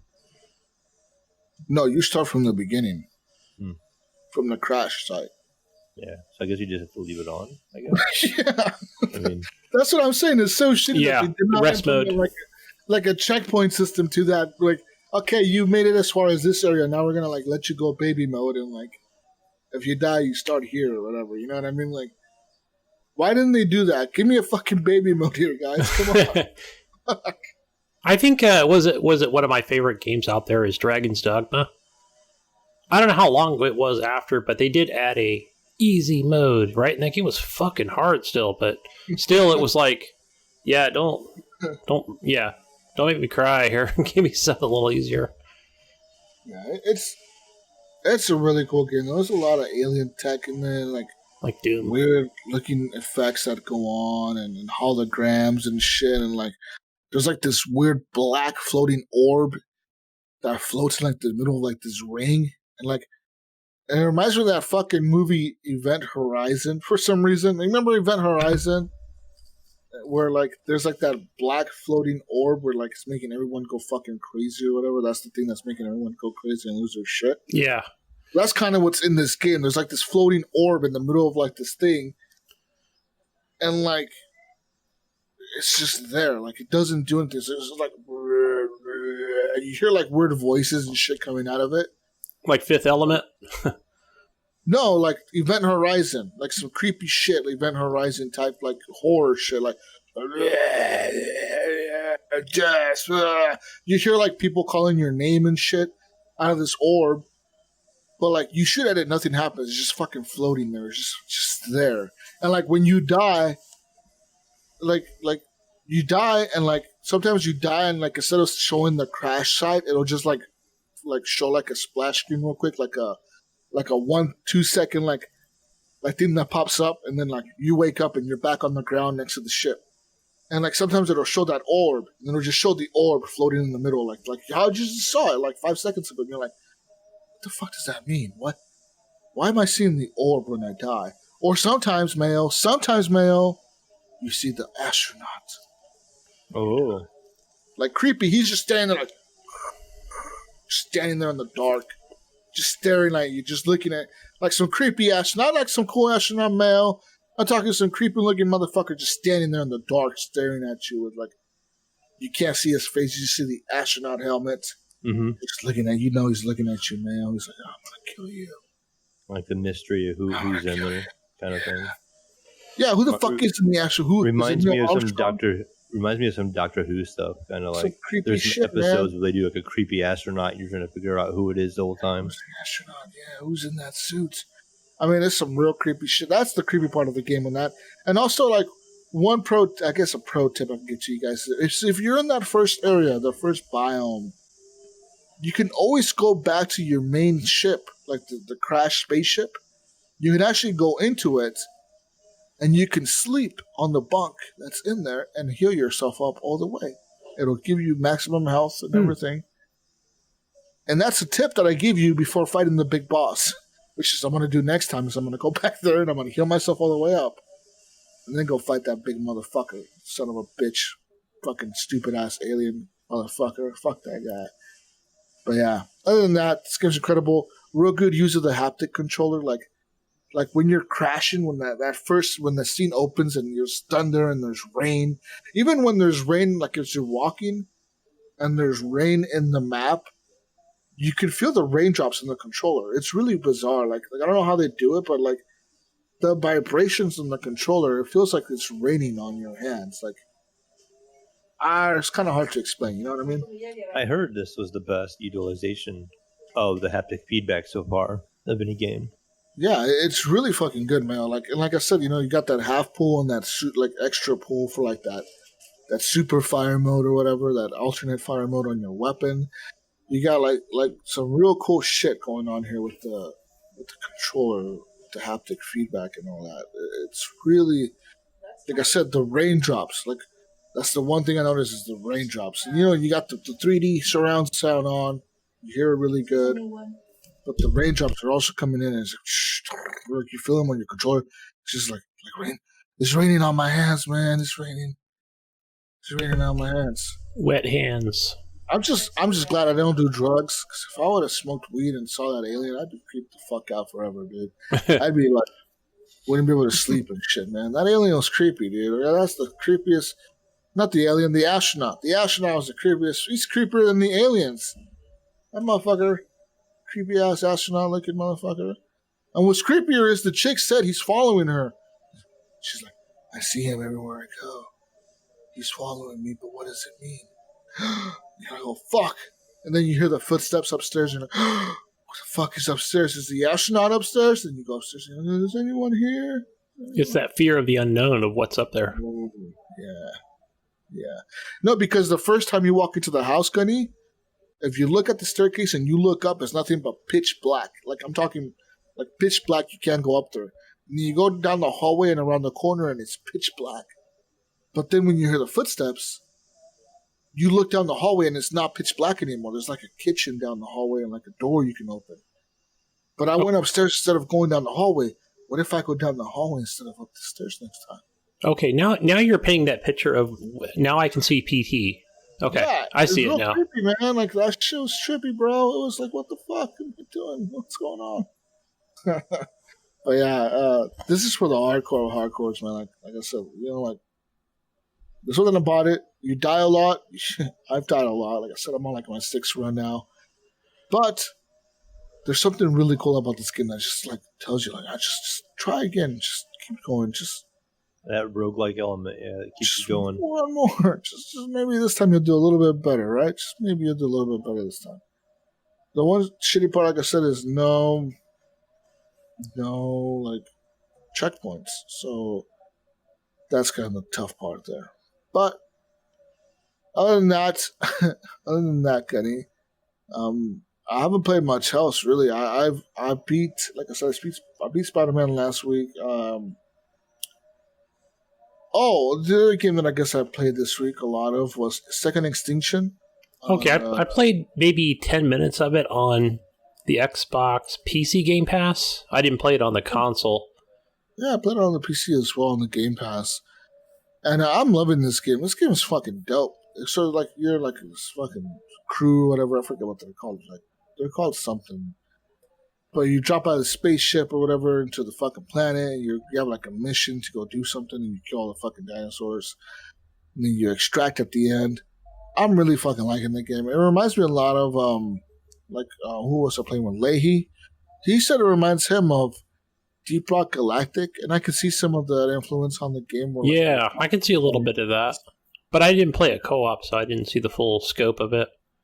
Yeah, so there's some of that. And there's also, like, the game does get difficult. Like, if you're not playing with, like, good people, the game can be really fucking hard. Like, there was a few matches where I played, and it was just kind of really not fun because the people I was playing with fucking sucked. But as, playing with Leahy and shit, like, because I think there was 2 of us that were coordinated, and the other people that was just a random, they would technically just follow us pretty well. Like, they would actually be pretty good about following us and sticking to the objectives.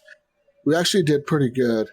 And I've been unlocking some cool stuff in that game, and I look forward to playing more of it, man. Like, I really am enjoying that game, and it runs fucking good for the PC. Like, there's no real issues with it that I can tell. Mine crashed. What? But yeah, that's literally the first time I've had something crash on me on the Xbox or the PC app or whatever. I was like, what the hell? I actually had a game crash. This is weird. Normally I always boast about how good it is, but no, I did say like early access and all this stuff, and no, I think I have any crashes or anything. Like, for me, it ran great. No, just I mean, no hiccups while playing the game. And again, I just played it single player just to kind of like, okay, what's this about, right? Went through the training, pretty basic, right? You shoot by pressing the right trigger if you're using a controller, just stuff, shit like that. Jump, press A. Then I went in, did a mission really fast, just playing as that grenade launcher guy. And I don't know, I thought it was boring myself, and I thought, okay, maybe if I played with other people, but just the way this is right now, and its current state, I was like, fine, whatever. I get like 2 abilities, that I thought were pretty lame. Yeah, but you can unlock, like, the one. My favorite character is Rosie. She has this machine gun, and she has her ability is like she can heal the squad. Like at any time, she can just heal him, and that's her special ability. Her other ability is to call down ammo, and that's for everyone. You can call down these pods, and either the pods will have equipment in them or ammunition. I carry ammunition. Somebody else will usually carry the equipment. The equipment is used to do objectives that are side objectives. You can extract certain things back up to the spaceship to give you resources. When you finish the mission, you unlock these resources to upgrade your stuff, such as your weapons, but you can upgrade your weapon handling on certain guns. Also, your sidearm, you start off with the pistol, which is kind of lame, but if you level up to level 3 or 4 or 5 or 6 or whatever the fuck level I'm at, you do unlock the submachine gun, which is a really cool sidearm. It's kind of like having a second machine gun. That's pretty cool. And then also you can unlock different types of grenades later on. You can unlock the different camos for your guns, unlock the different character skins as well, and different abilities for your characters. There are different abilities that your characters can use. So say you don't like this ability this guy has, you can switch it out for a different one. The game is, like I said, podcasts that I've been listening to, people complain about the floatiness of the controls. I've been having fun with it. I play mouse and keyboard. I was going to say it could be a mouse and keyboard controller difference, what their DPI is on their controls, but mine, I like my DPI to be really high. On almost all my games, I have my shit to where I can turn super fast, really barely moving my mouse. I don't know what it is, but that's just how I play. I don't know if I got used to it from Call of Duty. I don't know why the fuck I have it so high, but I just do. I've always have, and it's just not a problem for me. But for some people that said the controls were kind of floaty, I don't feel that. There is very tense moments, like one moment where we did a mission and the fucking T-Rex came in and he broke down a wall and he was after Leahy. He was on Leahy like a motherfucker. He wanted to eat Leahy. Leahy was like, Jesus, help me! And I'm like, dude, I am helping you. I'm trying to, I was on top of this platform shooting down at the fucking T-Rex with my machine gun. And Leahy was on the ground just being chased by him. He's like, help me, Jesus, help me. And the thing is, when you go down, say the raptors knock you down on the ground and you're bleeding out, because you have a timer, right, where you bleed out, where your teammates can come up to you and revive you, or you can revive yourself if you have a med kit on you. Anyways, the problem with the revive, with that, I don't know why they have it this way. Maybe it's just because it's the beta and they haven't figured it out. But when the dinosaurs knock you down, they keep fucking biting you and attacking you. You cannot heal yourself. So he was yelling. Yeah, I noticed that. He was yelling at me to get the T-Rex off of him, so I tried, and I did. I got him off of him. And then the T-Rex was chasing me up this fucking staircase, and then somehow I got to the point where we just said, you know what, fuck it, dude, just run. We're not going to be able to kill this fucking thing. Just fucking run. So we just outran the T-Rex, and we ran to some raptors, and we killed them, and then we stole their eggs or whatever. Then we went to the extract, and we extracted, and we beat the mission. And that shit was a lot of fun. I had fun. I don't know about Leahy, but I fucking really liked that game. That game is a lot of fun. I don't know what people are complaining, but to me, that's a hit. They got a hit on their hands, I feel like. See, it does kind of sound like Deep Rock. If you're going in, so use your mission, say you got to collect a certain item and then get out. Yeah, you could, you have to restore the power at this facility, or you have to go into this site, and it's a black site, so you got to go in there and take out all their servers. And, set the C4. Yeah, get the servers out, and we'll send these pods down, so you got to grab the case out of the pod, run into the computer room, grab the server, put it into the cases, and each case holds 3 servers. Then you run back outside, you put the server back in the pod, grab the next case, go out there, and then once those cases are filled up, the pod seals up and it shoots up into the sky. You can call down another one and call down another one until the timer runs out. And then the more you extract, the more the data you're going to collect out of there or whatever, but the more rewards you get at the end of the mission. So I did one mission where the first time me and Leahy and the one random did that, we only got 15 pods or 15 servers out. Second time I ran that mission, we got fucking 27 out. We were we were on a roll, dude. Me and the 2 randoms that were playing, we were just fucking going down there and just collecting that shit, just running out, boom, just launching that shit back into the sky. grab the next one, run back inside. We were just ignoring the dinosaurs at that point. Like the dinosaurs were trying to fuck with us.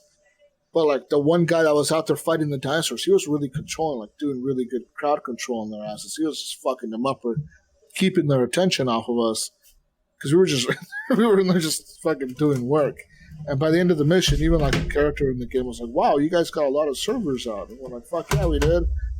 But it was pretty legit. I mean, yeah, and there's other types of missions like extract this or go here and do this or go here and do that. There's also like a free roam mode, which I never tried, which I don't know how that works. I guess you just go in there just to kill dinosaurs and do shit. I don't know. I don't know how that works. Anyways. That's cool. That's all I played. I mean, really, like that's I'll have to give it a try. I haven't downloaded it yet, but I just hate downloading stuff on the Xbox app. It takes so long on my computer. I don't know what it is. It's annoying. Oh wait, no. One more thing that I did play was Destroy All Humans, and man, that game is a blast. It's just like the first time I played it, whatever, how many years ago. It's such a fucking blast. I love that game. I mean, I like the older humor to it. It doesn't look old. I mean, doesn't look new. I mean, but it looks kind of old. But like, it even has like the old style gameplay, kind of. You know, like the artwork is kind of old. Like the people you see them, they have an older artwork look, but modern day graphics kind of. Like the game looks good, but the people look kind of weird. Like they were like very chiseled cheekbones and kind of like straight lines on their faces. Straight lines. Look like Johnny Bravo or something. Right. Yeah. Yeah, I played this week as well, and I had a good time with it. I love the humor. Like the fucking, it's just the dumb little shit that like this as an adult that you never noticed as a kid. Like, for example, when you go to the fucking like one of the first missions and you go like that state fair, and like you land and you like see the cars that are parked outside and they're kind of rocking back and forth. You're like, there's people having sex in those cars. Like, right. Like, as a kid, like these little kids were playing this game, guys. What the fuck? You know what I mean? Yeah. Like, I mean, it's not the most kid-friendly game, really. Yeah. Like, even when you meet the cows the first time, remember you walk up behind the one cow and it's like crapping all over the field. You're like, what the fuck? The hell is this shit? Cows do duty. But yeah, I'm having a blast with that fucking game. I like the missions are kind of cool. I just remember for some reason I played that game a long time ago, and I remember having like a free roam, just called mayhem mode. I remember the same thing. So there must be something that comes out later, like that unlocks. Right? I remember being able to run around and just kind of cause chaos. Awesome. Yeah, causing fucking chaos in the city, right? Like just fucking abducting people and blowing shit up, and you're kind of flying around in your little jetpack and just shooting things, and you can get in your ship and fly around and destroy things, and land back down again.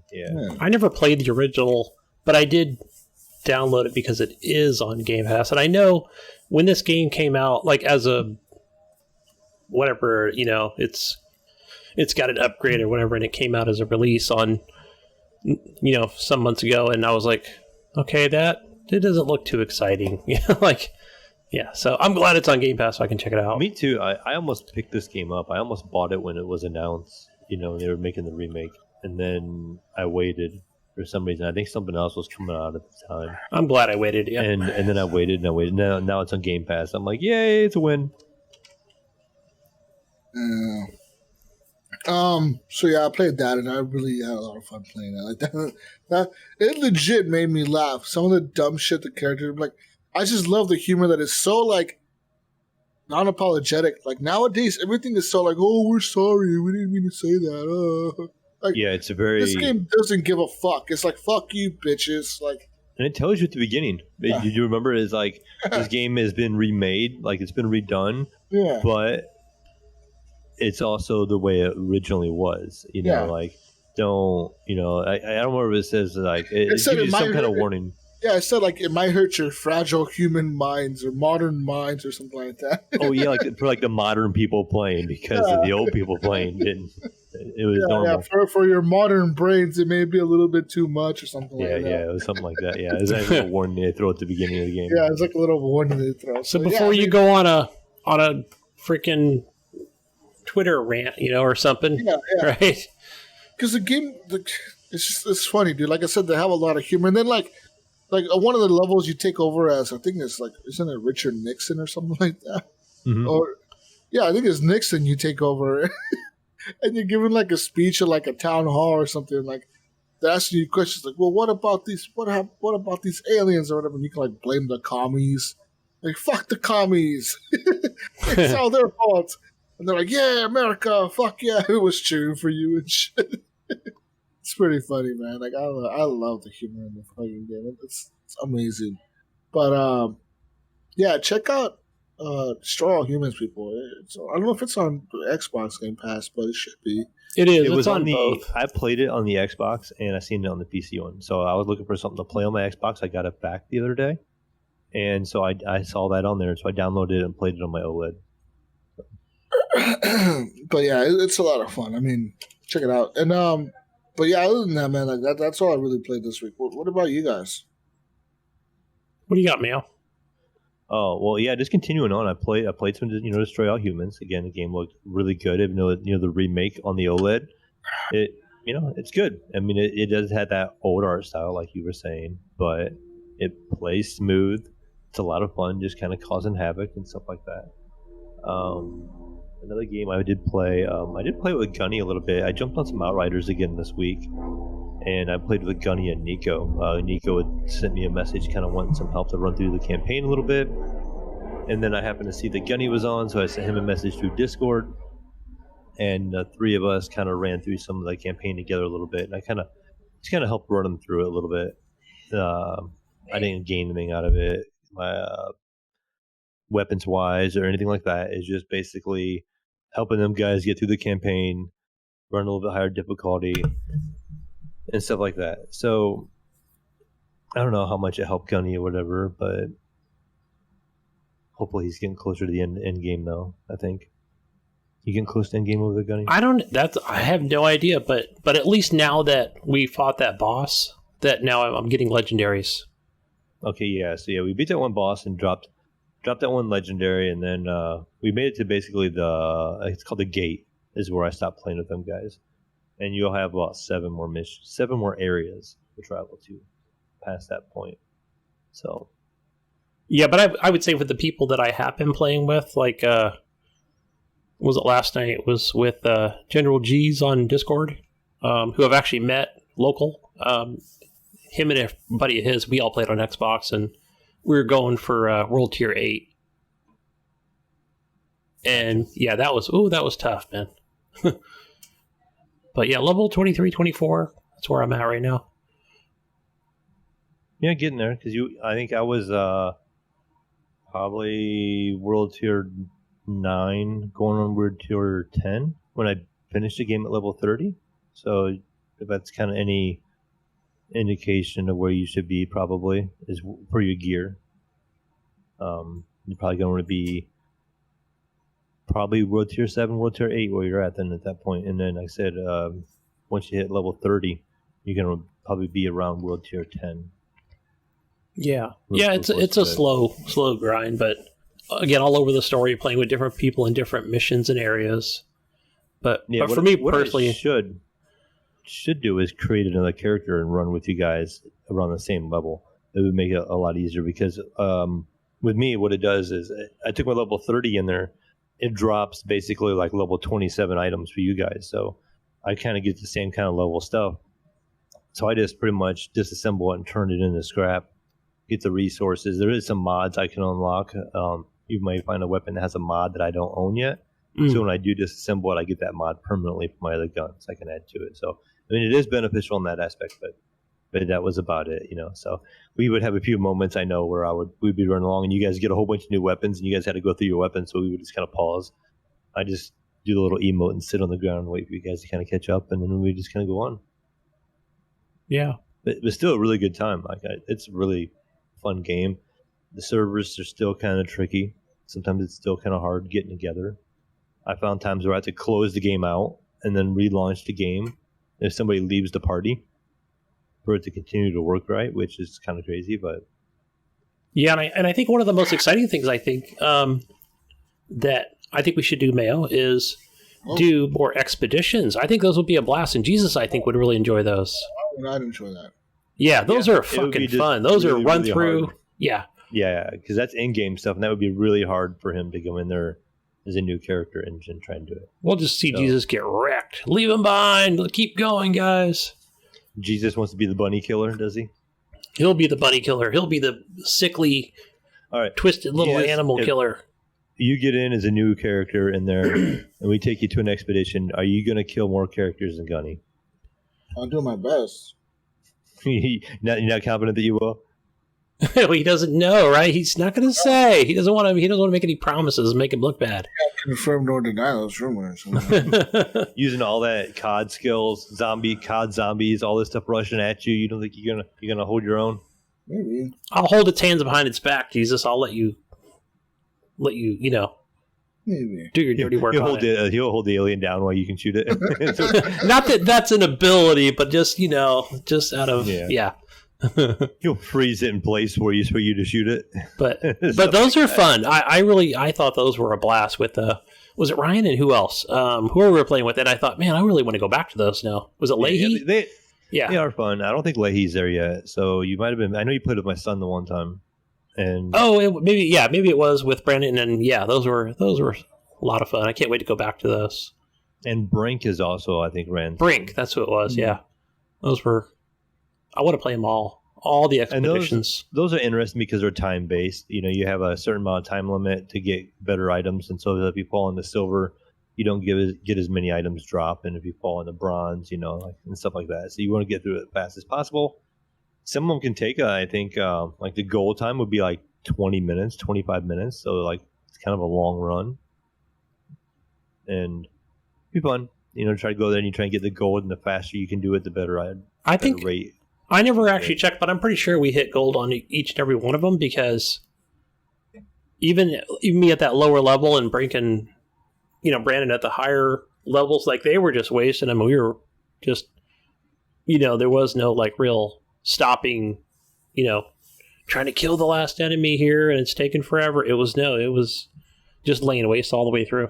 Yeah, and so basically you can keep increasing your difficulty. So when you beat it, say on 5, it unlocks 6, and if you can beat it on 6 in time, it's going to unlock 7, and each one's going to have a better odds of dropping better gear and more gear. So at the end of the game, when you open that pod, it will drop 30 items out of it or something like that, but maybe those 30 items are all blue and 1 purple. Right. If you can beat it on a better time frame, you might get 4 purple and 26 blue, or something like that. And so the harder the difficulty, the better weapons, the better gear you're going to get. And you just try to progress your way up and get all the really good gear to the point where you can do the max difficulty with weapons that you have. So yeah, and if anybody listening to kind of describe what we're talking about in such an expedition, when you go through a run, and it just kind of gives me the Diablo 3 vibe at the end, and the chest opens up and everything flies out, or like in Borderlands 2 and 3, kill the boss and all the weapons pop out and fly out. And you go pick them all up. But man, the best feature, guys, is I used it quite a bit with you, Mayo. And Nico Sneeko was up on the D-pad or down on the D-pad. Either one on my controller. Boom, boom, boom, boom. Pick everything up. Like the auto loot, yeah. Auto loot. So everything's like the leather, the fucking guns, armor, helmets. It's all there. Yeah, it'll pick everything up in the area. With the keyboard, it's H. You just hit H and it just picks up everything for you, so you don't have to be there to grab it and look through it. Did you have it set to common, Gunny? You want to go to your settings in the game, and because right now, like by default, I think it's set to rare, and it won't pick up any of the common guns. So like the white guns that you drop, it won't pick up. But you want those mods sometimes that those guns have. So when you change it in your gameplay settings to loot the common items too, you'll get those guns, and you may get a couple extra mods, and you'll get some extra scrap material out of it at least. No, see, I just have it set to default, so it picks everything up. Yeah, so change it to common when you remember. Okay. But yeah, I mean, it's same old Outriders. Pretty much at the end game, just kind of the little bit that I played this week is just kind of grinding through the end, helping Gunny and Nico out a little bit, and that I was continuing to look for something to play. Another game I kind of just downloaded on the Xbox, and it was is it the Touryst? Yeah, I love that game. I thought it was great. So that's a pretty interesting game. It's kind of like a top-down Diablo look with Minecraft kind of world, and you're basically on this island, and it gives you some random little goals, and there's a puzzle to everything. So this guy wants this, and this guy wants that, and you're basically trying to solve the puzzle of how to get these people on the island what they need. And as you give them what they need, they may give you an item for another part of your quest that you need to do. And then you can open this little, what do they call it? It's like a monument on each island. It has like a puzzle to get into it. And then it has like a little mini boss and a puzzle to get through it. Right. So you figure out how to get in. You drop down in this little shrine or monument or whatever it is.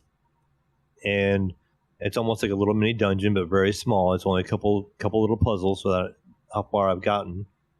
And you solve these puzzles, and it opens up the thing, and you can talk to the little guy at the end. You get these little cores from them, and you bring it back to the guy in the main island, and it will unlock a new area. Then you go to another island, and it's a whole new set of puzzles and quests.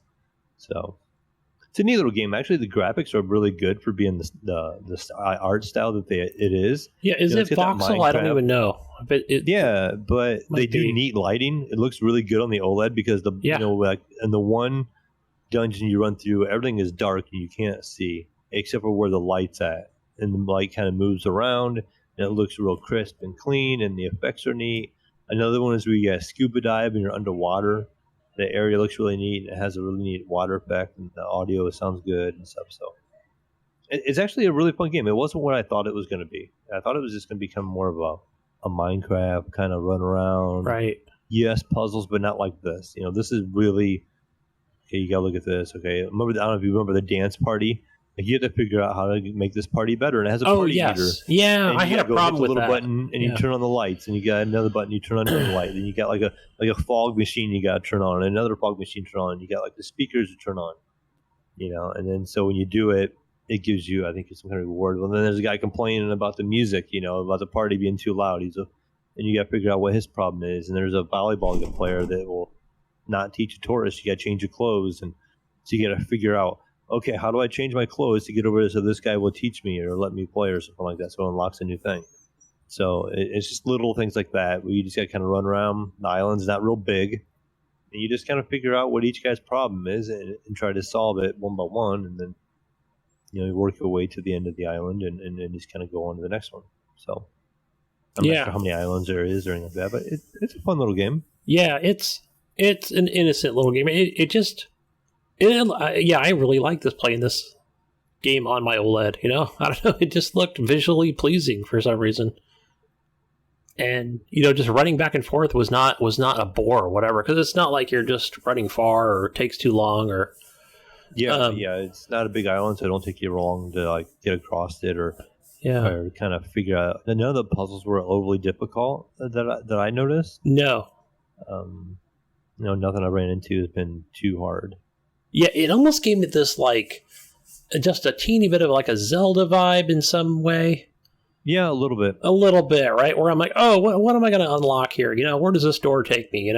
Little adventure.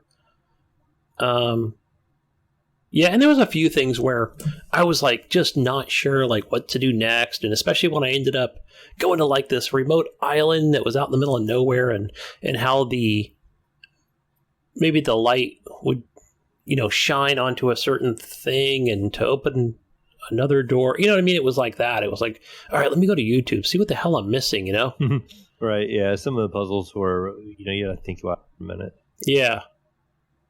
And then there were a few mechanical things that I couldn't wrap my brain around. That was like, okay, what am I doing wrong here, or something. And then I think I had Kyle, my son. He was like, okay, let's here, try it this way or whatever, and seemed to work out. But it was pretty easy to beat. I think there were other things that you could unlock and sort of keep going after the end game. Besides that, I played some Forza Horizon 4. Fired that up again on the OLED. I had the 2020 Corvette in that game. which is like the Corvette is one of my favorite cars. And so I've been playing around with that. I've been in the Lego area, the DLC, and that's just about 100% done. I think I'm about almost completely done with the Lego area. Are you playing is it the Lego car or is it the regular Corvette? I'm using the regular Corvette. They don't have a Lego version of that one. There's only a few Lego cars, right? Yeah, there's like 5 or 6. Yeah. But yeah, I'm using the actual 2020 Corvette. I like it. So as soon as I finish that Lego area, I'm going to go back to the main world and just do some of that. And that game just feels like it keeps having more and more stuff pop up all the time. Like they continue to add stuff to that game. Are you telling me I'm going to have a heck of a time to try and beat your jump time on some of those jump runs? I don't know how to figure out how to post all that. Like the last Forza, I knew how to make challenges right away, and you could set up a challenge for your friends. I don't think this one has that as much. You know what I mean? Like on Forza Horizon 3, I think it was. You could create a custom challenge with a car, and you could be you could see a car sitting alongside the road, and it would be like, well, the Mayo has done it in this time. Can you do it in that time? It should be automatic, right? It should be automatic where I can see it. Yeah. No. So I'm not sure how you do it in this new one. But. No. So what if I go to play the game? It's going to give me a little quick list, right? It'll just show me that the Mayo is like it'll automatically give me the top times for my friends. Mm-hmm. I don't think it's like you're right. Maybe it's not like 100% accurate, right? Where you may not be the number one, it might be, Jesus walks a lot or whatever is the actual or something. But I think you can click on that list if you press X if you're using a controller, and it'll bring up all my friends and see where everybody ranks on that particular jump in the game. I'll have to check into it. Yeah, I never click on them. I don't, and again, I haven't never. It's rare that I focus on any of those or any of the speed traps. Like okay, I might try to get the best run or whatever it is, but I think it'd be fun to try to make an actual custom course and then to see if the community could beat sometimes. Like you and I post times and then see if the community could beat the times and stuff like that. It'd be kind of fun, but there are those, right? Doesn't pretty much every single race in the game let you? There is like a custom thing. I've only clicked on them a couple of times, but that was just to get the achievements, right? To say I made a custom game, guys. Yeah, I haven't messed with it much myself either. I should though. We should try to set something like that. It'd be kind of neat. It'll have that blue. It'll look like a blueprint. Basically, that's all it is, man. When you bring it up and you go to a race, look at the blueprint. It'll say, "Create a custom," right? Mm-hmm. It's almost like making the entire game custom in some ways, but. Yeah, it's just setting parameters and stuff for either your friends. I believe it is set up to that. Now that I'm remembering correctly, you can select what friends you want. And then basically what it does is it doesn't send them like game invites, or it does, but not like real time. Yeah, that's what it does in Forza Horizon 4.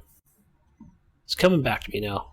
Yeah, so basically they'll get an Xbox Live message or whatever, or a message from you saying, Mayo's a badass with this Corvette, guys, at this particular thing.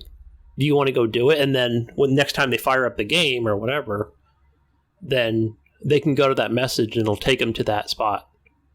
Gotcha. The last time I kind of messed with, and Jesus, this is kind of interesting, I thought, is I got my laptop back, my old laptop I'd bought last year. My daughter kind of stole it and used it for school all year.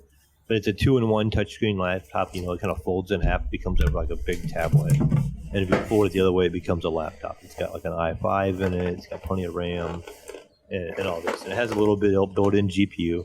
So for her graduating this year and going off to college next year, I bought her own laptop.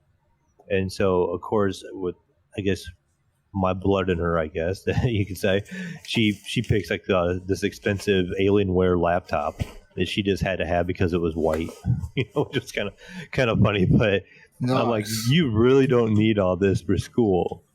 She's like, I really like it. It's white. It's got a cool design. The keys all light up in the dark. So like our gaming keyboards we have, they light up. And she's like, I could type at night. I could be like laying in my dorm room at night and just be typing away my papers and this and that. but it has like a 300 hertz screen, and it's got a 2080 Super in this laptop, and like this is probably overkill, but okay, whatever. So I bought her the laptop, but then I get my old laptop back, and with the touchscreen controls, we were messing around on Steam. I reinstalled my Steam back to it. I launched Civilization 5 on that laptop, and that actually has a touchscreen option, a touch mode option to play Civ 5. So I was actually able to put the laptop in tablet mode, and we played Civ 5 completely with it being touchscreen as a tablet. So it was kind of neat, like controlling your troops, and you click on things just by touching the screen and everything like that. It's a very mouse, point and click kind of game. So the online controls worked very well, or the touch controls worked very well, and it is an easy, very seamless transition to play that game on touchscreen. So we just kind of messed around with that for a while and had a good time with that. But, just neat that a game that old, Civ 5 has been around for a while, and it has touchscreen support. And what's on the iPad, isn't it? Well, I played an Android version, but it was like Civ. It had a name. It wasn't Civ 5. It was like Civilization something. Because there's an Android version and there was a couple other versions, like the same one that was on the console, I think. Yeah, I'm not familiar with, other than Civ Rev is the only one I've really played. Maybe that's what it was. It was Revelation. Yeah, that's what it was. And this one's literally just Civilization 5, and it was just straight up worked with a touchscreen, no problems whatsoever. And I'm not sure what year that game came out, but it's getting kind of old now. So I know Civ 6 is on the iPad and iPhone. Yeah, it was like $11.99 or something. I've seen it a few times where I'm like, oh, that's too much for me. I'd rather, since I am a gamer, I'm going to buy it on Steam or Xbox. There's a lot of big games on the iOS store. If you go there, you find some pretty big games, like full, 360 titles on there and shit. Yeah, definitely. There's So according to this, I just googled it real quick. It said Civ 5 came out in 2010. 10 years old now. Yeah, and it worked great with touchscreen controls. It was kind of interesting. Just a little tidbit. It was kind of neat. If you have a laptop or whatever touchscreen, give it a try because it will launch and it'll have a little. Like how sometimes PC games will have a little window that pops open that will say, "Do you want to run it this way, or this way?" It gives you 3 options. It was like DirectX, say 10, DirectX 11, and touchscreen. So we picked touchscreen, and sure enough, worked like a charm. I do like the touchscreens. I'm more about that. Well, it might since I'm a tablet guy. Good deck game. And maybe take out on my deck and sit and play some Civilization 5 on my deck. But During the summer. Pretty much it for me. The Civilization, Destroy All Humans, Forza, and Outriders. So play some and the Touryst. Play some Generals and Heroes or whatever. Another good deck game out there. Some good strategy game. Some RTS. Instead of being cooped up indoors, Mayo. Yeah, I like to sit out on my deck in the evening. And it's kind of cooling down a little bit and just kind of playing some games. Yeah, good deal. Me, I'm stuck inside. No, I'm outside all the damn time. So it's definitely a treat for me to, when I am in here playing games. Let's see, besides some Outriders, more Becastled on Steam. More of that Becastled Jesus. I got my, my stone fortress now surrounding the entire castle. No, you can't do the entire castle because then they just break down walls. Well, yeah, you gotta have fucking funnel for them to go to the hot gates. So you hold them there with 300 men, and that's it. Yeah, there's that, right? There's, yeah. I know exactly, right? Because and here's the thing where the AI. You know how 300 Spartans held off an army of 7 nations? I don't. You know how they did it? How? They held them off by making them go to the hot gates. Gunny, all right? That's a funnel. You can funnel them into set up. You're fighting instead of fighting a 7-nation army, now you're fighting the first 200 people in front of you instead of whatever, Yeah. And if you have 300 elite soldiers, you can form a fucking line to hold them off, and you hold them off at the hot gates. You don't fight them out in the open field where they can surround you and flank you and fuck you up. You gotta fight them on your terms where they go down one row and you know where they're coming from, and then you fuck them up that way. Yeah, definitely. I'm sure there's a pretty good strategy to that, because even though you kind of know, like, after each battle, what direction they're going to come from, it doesn't mean they're necessarily going to attack that wall. They might come up, turn left, go around the south gate, and then you think, okay, they're going to go to the south gate. No, now they're going all the way to the fucking west gate. And you're trying to get your troops over there, right? Because I'm like, what? Oh, shit, let me get my archers down, because now they're not needed on the east wall. Now they're going to need them on the west wall. So that's a fun part. I would say the only thing, Jesus, is where right now, early access, the game is a little broken, because there were parts where they came in and they had these, they weren't catapults, but I think they were shooting, well, maybe they were catapults. They were shooting something like that, or some kind of fire bombs, and it wasn't hitting any of my stone walls. I think they were just stuck there. Like, it was the game was a little broken. I was like, okay, that's working to my advantage. And then the time ran out, and then, of course, at the end of the evening or day or whatever, they disappear, and it's back to where you can continue building again. So I think they gave me a few, things where I can just continue building. I think that was, it was broken. I was like, cool, it worked to my advantage. So, but yeah, I'm sure, but again, maybe because I'm playing on easy and the game's like, oh, we need to not take down Gunny's castle so quick. I think that's what it was. But man, I had a lot of soldiers up there, and I do enjoy those battles. They're a ton of fun. Keep an eye on your food, people, if you're playing this game. I always make sure I got a couple farms going. My hunters are out getting food. You don't want that going down to 0 for too long, because then people die and soldiers die. It's usually what happens. What else? Oh, I was talking to Mayo about this earlier. It was on the front page of the Steam machines, and that's that Portal Reload. Is it Reloaded?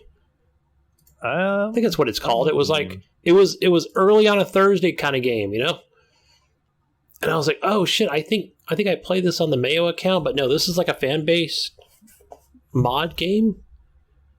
So it's not like. Go ahead. Yeah, I was gonna say it's not like Gladys's voice or anything like that, or Wheatley or Wesley or whatever the fuck, Yeah, I saw it on there for free, but I never launched it. I didn't know what it was. I recommend it. I just downloaded it. It's like a smaller file. You go through, and it's talking about time travel, about how, this is going to work, and we're going to use fucking portals and time travel at the same goddamn time, so pay attention. And I was like, yeah, okay, whatever. And yeah, a lot of times it was just me just using a process of elimination. Changing things in the past through this gate can cause it to be different in the future. So keep that in mind. I'm like, okay, you're hurting my brain, man. Just show me what I need to do. But it looked pretty good. It looked like Portal. And yeah, it played pretty well. It wasn't overly difficult. I made it to level 6. I'm sure I'm going to play more. Try to get to the end of it. No YouTubes, guys. I didn't watch no strategy guides or how-tos. I really enjoyed Portal 1 and 2. Yeah, I only ever played the campaign. I didn't play the multiplayer Portal 2. Yeah. But the campaign was a lot of fun. I love the humor in that game. Speaking of games with good humor. Yeah. Yeah, co-op's fun too. It could be. It could be fun. I think I played with Kyle and then we were trying to figure it out. Mm-hmm. But then I ended up getting frustrated. It's like, okay, I'm done. I'm finished. Let's see what else. Horizon Zero Dawn on the PS4. I'm finally, I I've made it all the way to where I need to as Aloy, where she needs to, I don't know, go through the rite of passage or something, where before she was banished. Her and the dude. Yes. You do the little competition? Yeah. So I haven't done the competition yet, but I'm right there. Like, I went and talked to some people in the village and, watched some of the festivities. And, again, this is my first time playing this game, like, really. So, as much as I've heard about it over the last 4 years, it's like, okay, it's time. But, so I'm really not sure who she is. There was some spoilers I was looking at today, about what Aloy might be or who she might be and what kind of person she is, and as far as a character. But I'm enjoying the combat mostly, and fighting those machines. It's fun. I love action games. One thing I will say I think I found intriguing that and that is that so when I got to that village, Mayo, I'm like, What kind of theme are we going for? Is this Norse mythology or something? Because I'm like, or is this like more Native American? Like, the game's confusing me. I think that's where it was like, it was almost like I was playing. What's the latest Assassin's Creed called? Valhalla. I'm like, wait, are we going for the Valhalla theme here, or is this just more of a native? Because you get in there and there's these people up there doing the dance, and I'm trying to listen. I'm like, is this Native American dance and singing going on? Or, because if the more I look around here, it looks more like a Valhalla thing happening, It's kind of part of the story in a way, without giving it away. Mm-hmm. There's actually a reason behind the way things kind of go in that game. So, yeah, and it's like there's some cool stuff in there where, you start out and who was your mother and why are you an outcast, and yeah, stuff like that, which is like, oh, cool. I really want to know, So, but yeah, so far it's good, man. It's good. It's playing it on normal, and only died once from one of them freaking things that slaughtered me. But yeah, I've got the combat down, no problem. That's all I played, guys. Yeah, it'll add to the game quite a bit. It'll make it give you a lot more options on how you can tackle your combat and stuff like that. So it changes quite a bit. Yeah, I thought it was great. I was like, you could either kind of trap it in that electric shock, or you can shoot it a few times with your bow. Then you can come up and melee that thing. But just know there's other enemies around as well, so you may be doing some running, which was great. It was fine to kind of step back, strategize, shoot them with bows, shoot them with arrows, whether it be regular arrows or fire arrows, or and some of them were like, oh, you got to shoot it on the top and hit this little box on their back or something, and it that stuns them more. And yeah, instead of just like a normal regular, shoot it anywhere, it doesn't matter. Yeah, it's like, cool, they added some real fun to this game. They made the game fun. It still holds up. It's great. Playing that on PS4, by the way. Nice. Let's see. Did I play anything else on the PS4?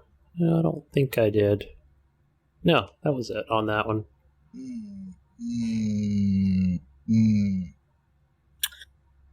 Well, seems like it's news time. Breaking news. Breaking news, ladies and gentlemen. Breaking news. We got some news for you this week. Just wanted some more news. Some news from you. From me to you. From us to you. That's some news. Xbox news, Gunny, for you Xboxers. Yay! What do they have to say this time? Says here, gaming revenue for Microsoft has risen by 50% year on year, thanks in part to the new Xbox Series X and S consoles, as well as growth from services such as Game Pass. In the last quarter alone, January 2021 through March 2021, Xbox brought in $3.53 billion from Microsoft. That's a lot of money for 3 months. For the entire fiscal year, gaming revenue rose to $15 billion, which is up from $10.3 billion in the previous year. As reported by industry analyst Daniel Ahmad, Xbox content and services revenue rose by 34% year-on-year, which was driven by strong third-party releases on the Xbox, the growth of the Xbox Game Pass subscriptions, and first-party game sales. Those first-party game sales now include Bethesda's entire catalog, as well as Microsoft, as they closed the deal with ZeniMax back in March. Says here, finally, the Xbox hardware sales rose by 232%, Mayo, year-on-year due to the Xbox Series X and S launch. Specific sales numbers were not revealed, but Microsoft will have sold several million units at this point. Says here, unfortunately, due to supply constraints, Microsoft is expecting to see a slight decline in Xbox revenues on this next quarter. So, as a whole, it says here, Microsoft has many divisions bringing in revenue, and it doesn't rely solely on Xbox all that much. As a whole, Microsoft Corporation brought in $41.7 billion in revenue, with a profit of $15.5 billion. Damn. That's a lot of money. So Yes, I it would is. say, we kind of talked about it in the Discord the other day. A couple people in the community if it was making money for them or not yet. And I would say, yeah, a little bit. Just a little bit. That's a lot. Microsoft. Yeah. Yes. It's a lot. $3 billion. Microsoft is now exploring reducing its Xbox store to cut shake-up console gaming. What the fuck? That's the weirdest. Yeah, it is. That's the weirdest fucking headline I've ever read. Microsoft has been planning to cut its Xbox store cut to just 12%. Oh, that's what they meant. According to confidential documents filed in the Epic Games versus Apple case. The software maker now details its store fees and changes in a document from January, where it also lists a 12% cut to PC games that announced this week. While most of the important parts of the document are redacted, one page reveals Microsoft also wanted to reduce its 30% store cut on the Xbox console side. So, yeah. So it says here Microsoft has been planning a significant cut to Xbox transactions for some point in 2021 calendar year. Well, Microsoft did announce their PC cuts. The company stayed quiet about any Xbox plans. So, that would actually be a pretty big change, because they're going from 30 to 12% on everything, on game sales, on your platform, your console as well. So that's pretty fucking huge. That is. I'm curious as to, is this definitely a marketing ploy if you ask me, but at the same time, man, once you lower that, it's super difficult to bring that price up again. Can't. That's pretty bold. They could. It would just be. You could do it, right? But there's so much repercussions as from consumers or even third-party developers, right? Because that's who it's for, right? It's for them. It's to say, hey, Square Enix, check this out, or we only want 12% or whatever. And they're like, hell yeah, you guys are awesome, Well, they did it on their Windows store, but they didn't do it on the Xbox store already. Even though the Xbox was in the details of the plans, do it on the Xbox as well. A Microsoft spokesperson initially said, quote, "We have no plans to change the revenue share for console games at this time," end quote. And also, we will not be updating the revenue split for console publishers. Microsoft still refuses to answer whether the document is inaccurate or simply that the plans have changed. So, this document is part of the Epic versus Apple trial that commences today. And there will be questions over Microsoft's fee plans here. It says here, both Epic and Apple are calling on Microsoft's lawyer Wright, the vice president of Xbox Business Development, as a third-party witness next week. So, yeah, so there's that. Yeah, that's what I was kind of wondering if this is kind of in response to all that, because, it's around the same amount that Epic charges, and that's what they're trying to say Apple should be charging less and all this stuff. And all of a sudden, you get this news that Microsoft is maybe seeing the writing on the wall, and maybe they're going to get their prices down there, or a plan for it at least. Nah, I don't know. I don't they feel know. like maybe Epic's going to win this, or are you? Because then what happens too with this lawsuit? Say Microsoft does lower their cut down, and now does that make Apple look really bad? Does it make PlayStation look bad? Yeah, right. Or then it. Yeah, or Nintendo or whatever on their, their Switch side of things. I don't know. Courts look at that and be like, okay, well, Microsoft does it now. Why can't Apple do this? And why can't other, So I don't know. I'm just curious to see if there is even some kind of other reasoning behind it. If it's tied into this whole lawsuit. Definitely something that deals with it for sure. Speaking of this lawsuit between Epic and Apple, another development came out of this. So, in an internal Microsoft document called as an executive portfolio update, which was made public due to the Apple versus Epic Games lawsuits, Gunny, Microsoft's internal review of The Last of Us 2 came out, and they called it significantly ahead of anything available on consoles and PC. It says here, quote, "The visual quality and attention to detail in The Last of Us Part 2 is absolutely best in class in basically every area, and the overall presentation is significantly ahead of anything that other teams have been producing on the console and PC. We were frequently stunned by the quality of the game's visuals, something that sadly seldom happens these days. It's even more impressive considering that the game features 2 separate player characters with different groups of allies in different locations along with flashback sequences taking place years before.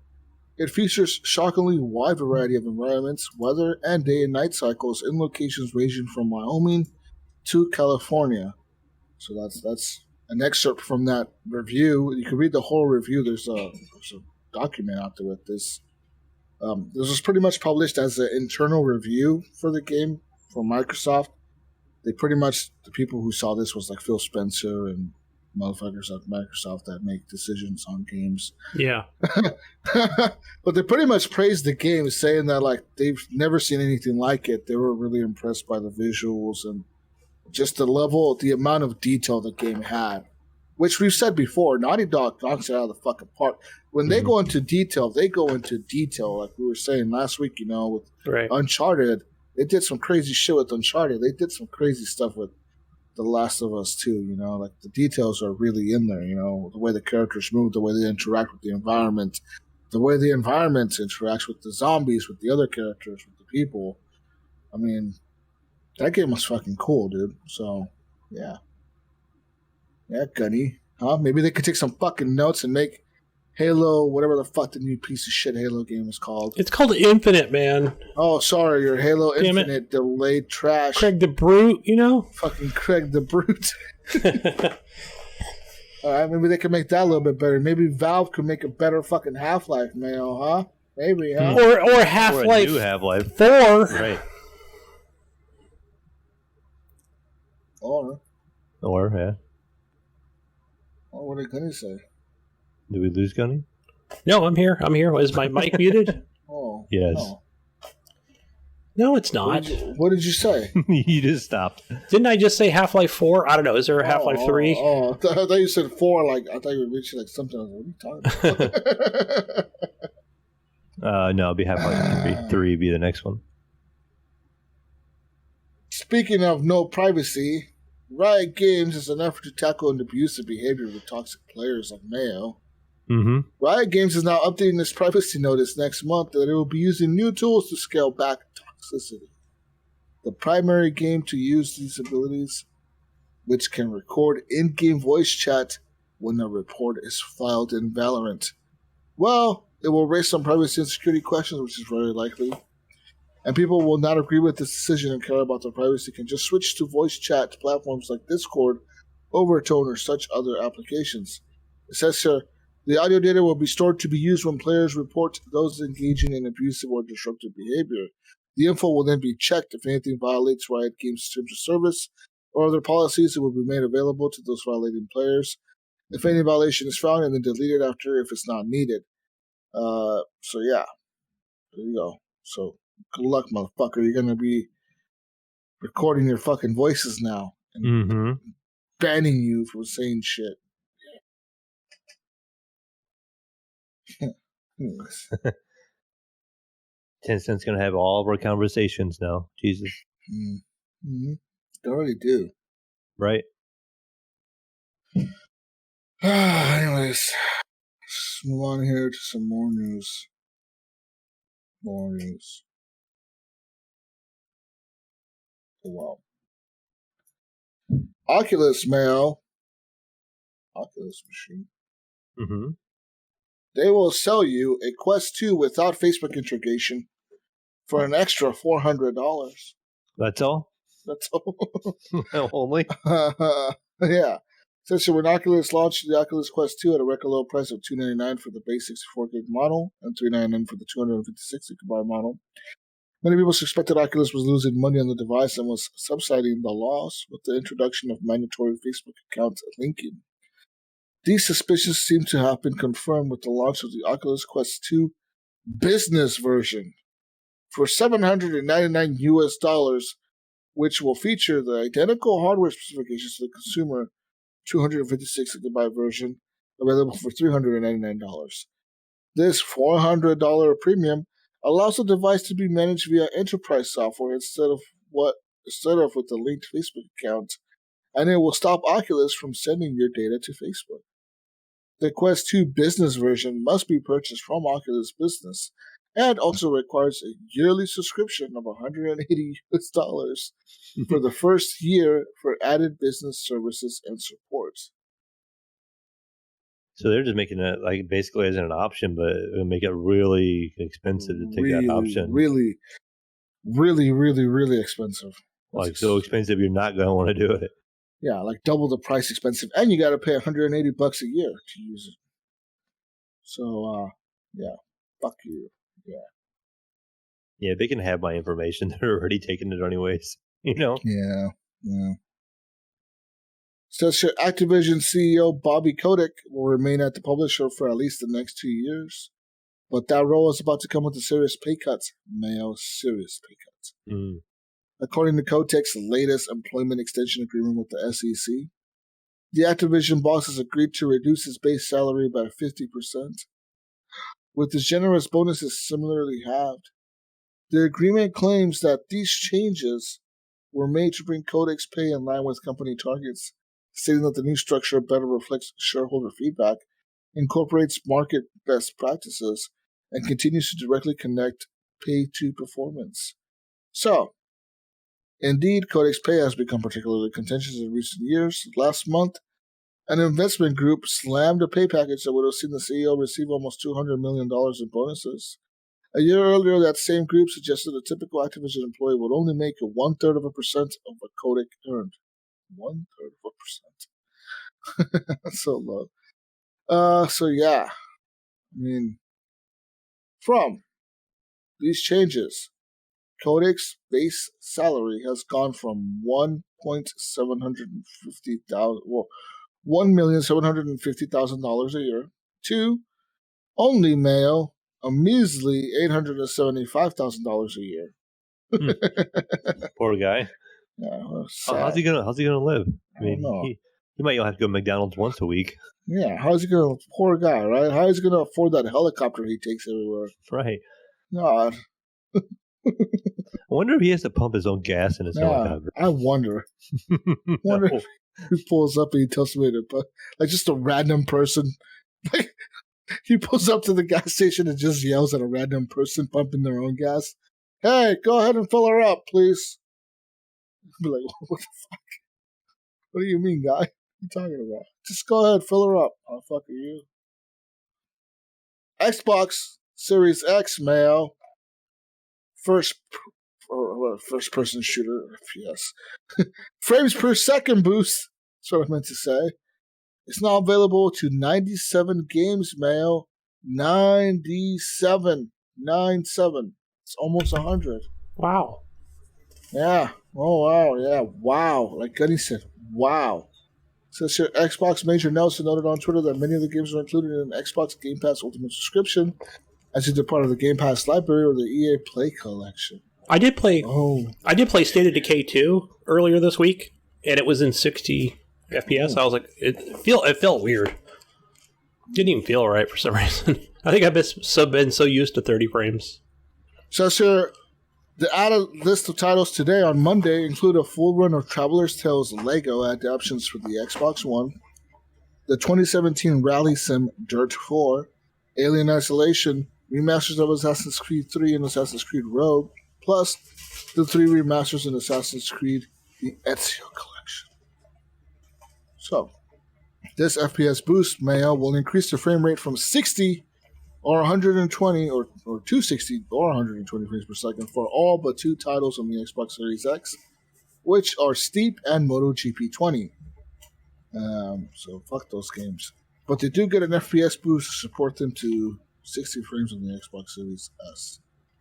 Yeah, fuck yeah, America, fuck yeah. 120 frames. No, frames don't matter. That's, yeah. They don't, man.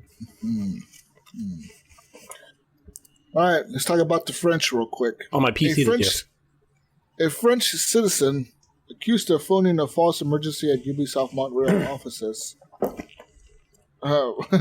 which was pretty much he sent the police over to the studio and made them evacuate the entire building back in November, is an admitted Rainbow Six Siege cheater who phoned another false swatting call back in 2017 over the same game.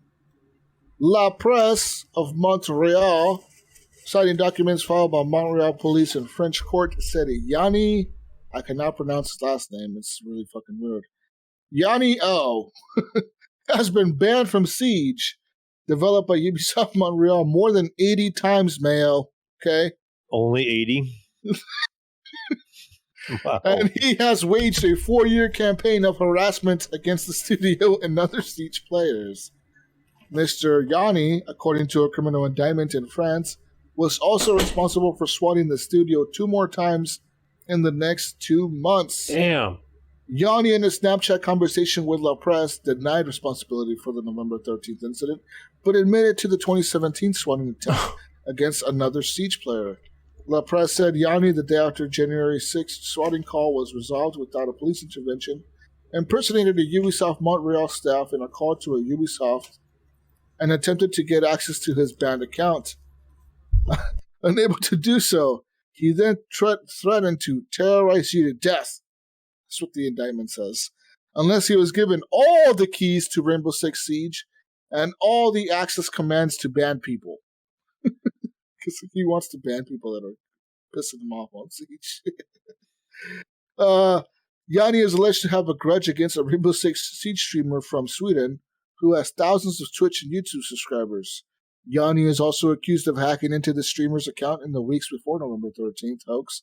He also admitted to bragging that he had hacked the player. But now he says someone else did it, Mayo. In their Snapchat conversation with La Presse, Yanni asked La Presse to pass along a request. He said, quote, "Can you say that I am kindly asking the Ubisoft team to unban my account, please? I have put over $1,500 in cosmetic enhancements into my profile." Yanni denied any responsibility for the most recent incidents. He says, quote, "I don't even have a PC anymore. I just have an old phone and have stopped all of my bad activities. I no longer want my mother to be disappointed," told the press. That's going to fix it? The November 13th swatting call emptied the entire Ubisoft Montreal headquarters building with more than 400 people at that building at the time. Accounts at the time said the caller claimed to be holding up to 40 people hostages inside the building and threatened to blow up the entire building if he was not paid a ransom of more than $2 million US. Court documents say Yanni spoofed the call to Montreal police, making it appear as if the call was coming from inside the Ubisoft headquarters. Questioned about his allegations, Yanni gave a coy denial. He said, normally just for the buzz, I would have said that it was I who sent the police to Ubisoft, but hey, now the buzz is zero. So, it says here, in the December 18th and January 6th swatting attempts were foiled when police took a, quote, more discreet check before launching in large-scale operations like they did back in November 13th. In the Montreal court documents, Ubisoft says it cost the company about 1.7 million Canadian dollars in lost productivity that day. Damn. And another Canadian $55,000 in damages and psychological support costs related to this incident. Despite this indictment in France, La Presse noted the chances of Yanni, who is in Canada, being prosecuted are very, very low, considering the French government's standing policy is to not extradite French citizens for any reason. So, I guess he's not going to get extradited to France, right? Or, wait, he's not going to get extradited to Canada. Okay, I thought he was... That's right, he made the phone calls to Canada, that's right. Yeah, he's in France. He's not going to get extradited to Canada. As long as he never goes there. Yeah, right? It's like, yeah. Hey, Yanni, we'll unban your account if you come visit our headquarters. The country of Canada welcomes you. You're invited to Canada to visit our Montreal headquarters, huh? Come on over, buddy. We fucking have the goddamn Mounties waiting for him at the airport. That'd be funny. Just like you've seen those videos, right, where the cops will do that sting. We'll give you a free ride. You get a free computer. Come on over. Oh shit! Another news. It says here, if you're a part of a No Man's Sky community and you share screenshots of your world with others, you may expect a couple of visitors, maybe a compliment on your sweet base mail. But some fans are now logging in to find out that their space base has been infested and covered with decals and items to create an illusion of a Zerg-like creep. This infestation is a big part of the No Man's Sky lore, but this is not an event run by developer Hello Games. This is a group effort of 4 players who have figured out a trick to overlap player bases with their own items. When their explorer makes a base in No Man's Sky, they put down a base computer, which is meant to create a zone that belongs to that spacefarer. This prevents outsiders from building in that certain spot. However, some players have now figured out how to glitch their own base computers or build items onto these spaces. So, pretty much, these motherfuckers are showing up to people's bases and covering them with flags and shit. And all kinds of shit. So, apparently that's like a big thing now in No Man's Sky. These guys are showing up and like griefing people and putting shit all over their base. And then you can't take it off because they somehow like, you can't do it anymore because, the computer locks out that area so you can't build over it anymore. So they just come in, fucking troll the shit out of you, put shit all over your base and leave. And you come back in one day and you're like, what the fuck? Oh, what happened to my base? My base is all fucked up. So be careful posting your bases out there, people, for people to find. These motherfuckers will find them. You'll be in some deep trouble there. Know what I'm saying, man? Know what I'm saying? Yeah. In more news, Battlefield 6 screenshots have been leaked. Yeah. That's right, Mel. That's right. You didn't know about this, did you, huh? Yeah, huh? Oh, yeah, now? Sure. Oh, yeah, whatever. Battlefield 2021 is set to reveal sometime this month. So, this is some leaks. Ooh, apparently, a reliable video game leaker, Tom Henderson, we all know Tom Henderson as the reliable video game leaker, he mentioned that, yes, these 2 images are indeed the real deal, but he did not retweet them. He doesn't want to get his Twitter account banned. But one image shows somebody flying like a helicopter, like an Apache helicopter or something. And the other one shows like a, more like a, looks like a, almost like a, what the fuck do you call that shit? A fucking screen, like, what's that thing when you're not playing, man? What's it called? Not playing. When you're not playing, but you're watching the screen, and it's like a cutscene. Oh, like a cutscene? That's what it was. Sorry, I've been drinking, guys. It's early in the morning. Yeah, a cutscene. Looks like a cutscene of like an island. Like these helicopters flying into an island, like the Osprey helicopter. Yeah, I don't know. It doesn't really look like that. It looks really shitty, actually. They look like really low resolution images, and I mean, if this are the graphics, this makes Craig the Brute look good. Okay. So I'm hoping these are some low-ass res images that are like super old or something, you know? That hopefully that's not what they have planned to show. Okay. Hopefully it's not too futuristic either, because it kind of looks a little futuristic here, but like modern future, like the next 10 years future. That's what it looks like. You know what I mean? It doesn't look like fucking flying cars and shit, or fucking battlefield with floating tanks. No, it doesn't look like that, but it looks like maybe the next 10 years. Okay, maybe the next 10 years. Wow. Okay. Speaking of more news, this is breaking news right now. Breaking news, Gunny. Uh-oh. Sony Interactive Entertainment and Discord will connect the communication service to PlayStation Network earlier next year. Now that Sony has taken an ownership stake in Discord's latest round of capital raising, Sony Interactive Entertainment President and CEO Jim Ryan did not list specifics for how PlayStation and Discord will work together. He said, quote, "Our goal is to bring Discord and PlayStation experiences closer together on console and mobile starting early next year, allowing friends, groups, and communities to hang out, have fun, and communicate more easily while playing games together. Sony's investment in Discord was made to bring these experiences to life for our players." Ryan said both companies are now already at work on Discord PlayStation Network integration, empowering players to create communities. Gunny, okay, communities. Says here, Discord is obviously a voiceover, whatever, internet protocol, whatever bullshit, launched in 2015. And in December, it claimed over 140 million monthly active users. In March, it was reported by the Wall Street Journal that Microsoft was in talks to purchase Discord as part of a $10 billion deal, but Discord refused, walking away from Microsoft's bullshit-ass Phil Spencer. Right? They walked away, turned their backs on Phil, Gunny.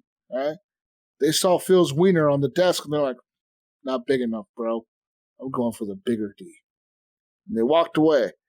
And now they're intending to stay independent and pursue an initial public offering. And this move has now also followed Sony's acquisition in March of the EVO, Evolution Championship Series team. You know, this is that fighting convention shit. Well, Sony owns that now, Gunny. What's up now, you fucking loser? You're in your Xbox. You're muted, Gunny. Talking all this shit and you're fucking muted.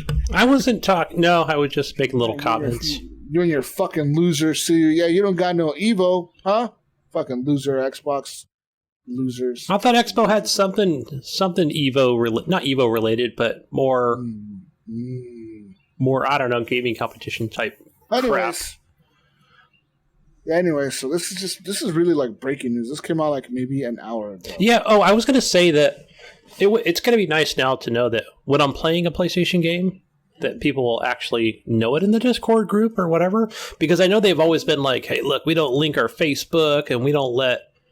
I mean, we do like Twitter clips and stuff like that, and you can basically I hope publish your clips.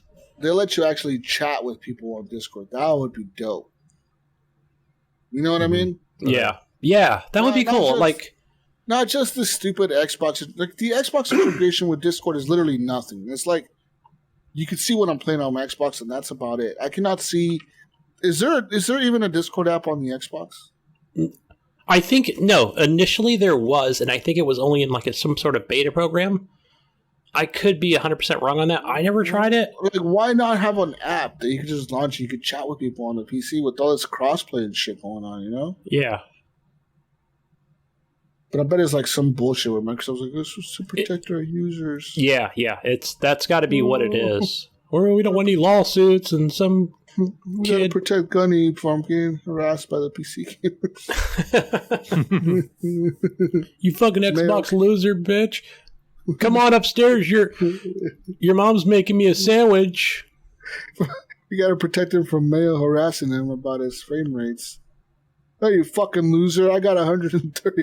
You got 120 frames. That's cute. Got 190, bitch.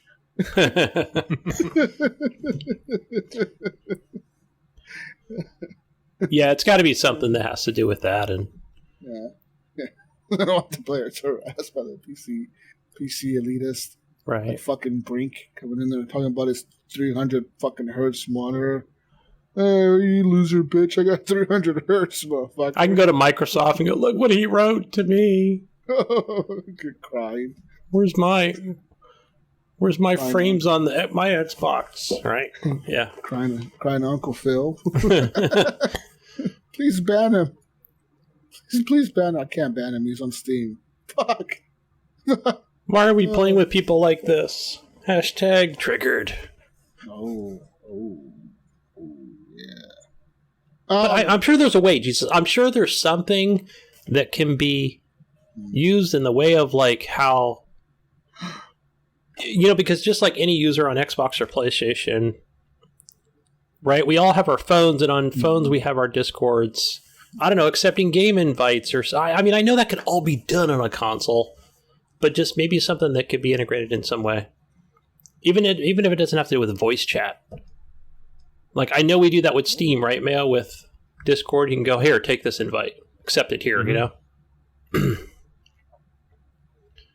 Or here's the server, right? You just click on that. It'll automatically take you to the Steam server that you need to connect to. Something. We'd probably do something with console. It'd be cool. Okay. And some more Sony news. Sony is now reportedly being accused of making developers pay for crossplay support. Dun, dun, dun!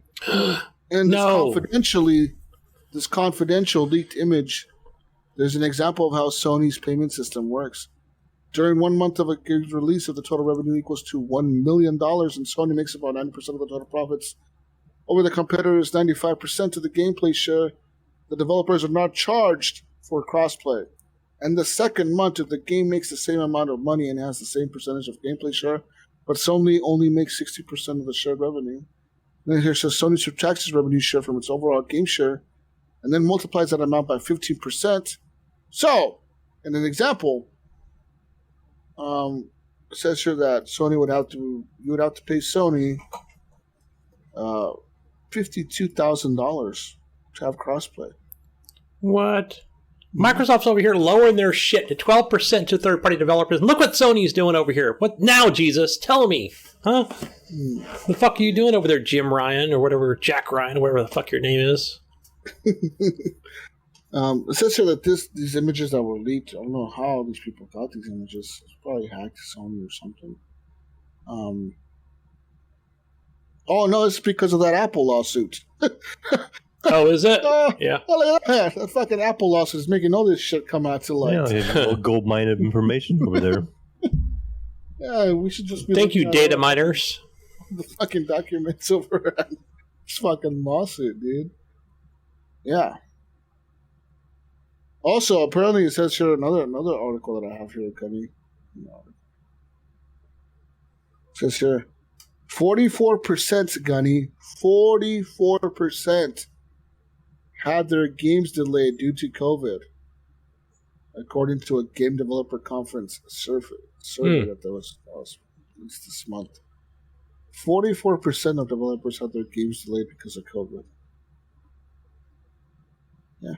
Yeah, not everybody's in the same building anymore. That's the thing. Could you email Bob, and Bob's going to email Sarah? Sarah's going to email Ahmed, and then we'll get back to you. Because we're not, we're all at home in different places, and yeah. I can see that being a thing. But it's also surprising because that means that 50% of them didn't even have any delays because of COVID. Yeah, that's what I was thinking. That's kind of wild. Yeah. That's a lot of developers not having any delays because of the COVID bullshit. And the other 7% or whatever, 6% that's left over, they said they had no active projects in development at the time when COVID hit. So they're like, we don't give a shit. We're just fucking jerking each other off at the office. We're not doing no work. No work, man. Just playing games. That's it. Just PC gaming. We're smoking the marijuanas and playing the games. Yeah. We're all playing Warzone, Valorant, fucking whatever the fuck, yeah. Yeah. That's Outriders. We don't give a shit. That's what we're doing. Why not do it? That's all the news I have, man. It's a lot of news, but it's all the news I have. Okay, motherfucker, you guys. Sony charging for crossplay. Xbox not being able to buy Discord. D's not big enough. Yeah. What's up, Phil? Yeah, Phil. What happened? Nice jacket. I thought you had a massive D. What's going on? I thought when you slapped that thing down, it went over the desk. There's some PlayStation 5 sneakers being unveiled by I don't know who. Looks like Adidas or Nike. Oh, by Nike. Mayo's probably going to be wearing those. I can see Mayo wearing those. I don't know. Mayo, be honest. If Steam released some like Steam sneakers, would you buy them? Probably not. What? If they had a Steam label on each side? Like a cool like Steam... They have like your Steam account on there, like how many games you have on there. Or something and you kick your feet up and somebody looks at them and goes, hey, those are Steam sneakers. Whoa, you got them Steam sneakers. Yeah, probably not. I've never bought. Have you guys bought anything like that before? I've never seen like the Xbox shoe. And only shirts, but never like jewelry or hats I've done and apparel, of course, but I've never bought game branded shoes or sandals or. Yeah, it's always been socks and. I mean, I like cool shoes. I like unique shoes, but I don't think I would get shoes like that.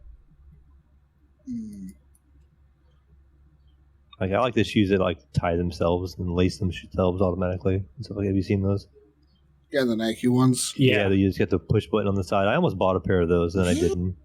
You should have. You know how much they're worth now? Like $10,000. Oh, they really crazy? Yeah, because they were like 400 when I looked at them. Wow. Because they only made like so many of them, so they're worth like legit like $10,000 to $15,000. I know there's another pair of shoes. What shoes? I forget who it was. It was like some rapper or something. Like they made like a limited run of these like fucking Nikes. Like legit, they only made like 100 pairs or some ridiculous amount, but they're worth like $50,000. A pair of sneakers. $50,000 fucking dollars. But I mean, to buy them, it would have cost you like, I think it was $4,000 a pair when you bought them when they first came out. But I mean, $50,000 a pair now.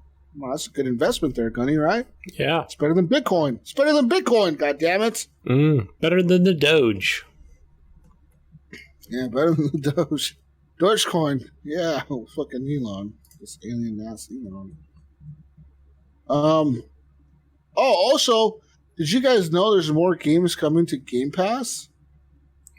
Always. There always? Yeah. There better be. Well, there's more games coming to Game Pass this month.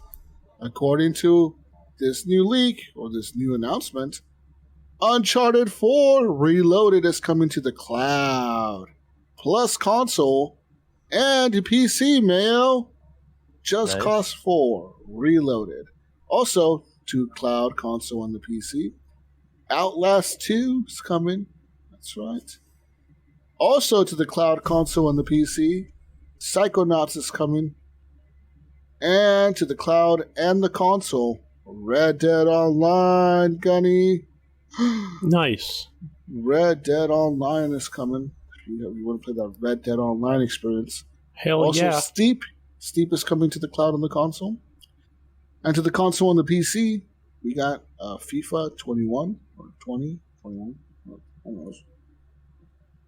And Final Fantasy X and X2, which I'm assuming is 10 and 10-2. Mm-hmm. HD something remastered, I think. That's coming to the console and the PC. And to the PC, which I thought this game was already on the PC Game Pass, but apparently it's coming to the PC Game Pass.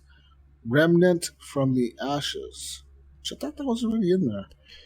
I know it was on console, and sometimes they take things off. And then they reapply. Yeah, they do that, right? Like Rockstar likes to do that. Like, look, you only get your shit for 1 month, right? Yeah. And then it's off for a month, and then it's back for 2 months. Yeah. I think it's just whatever program they got going on.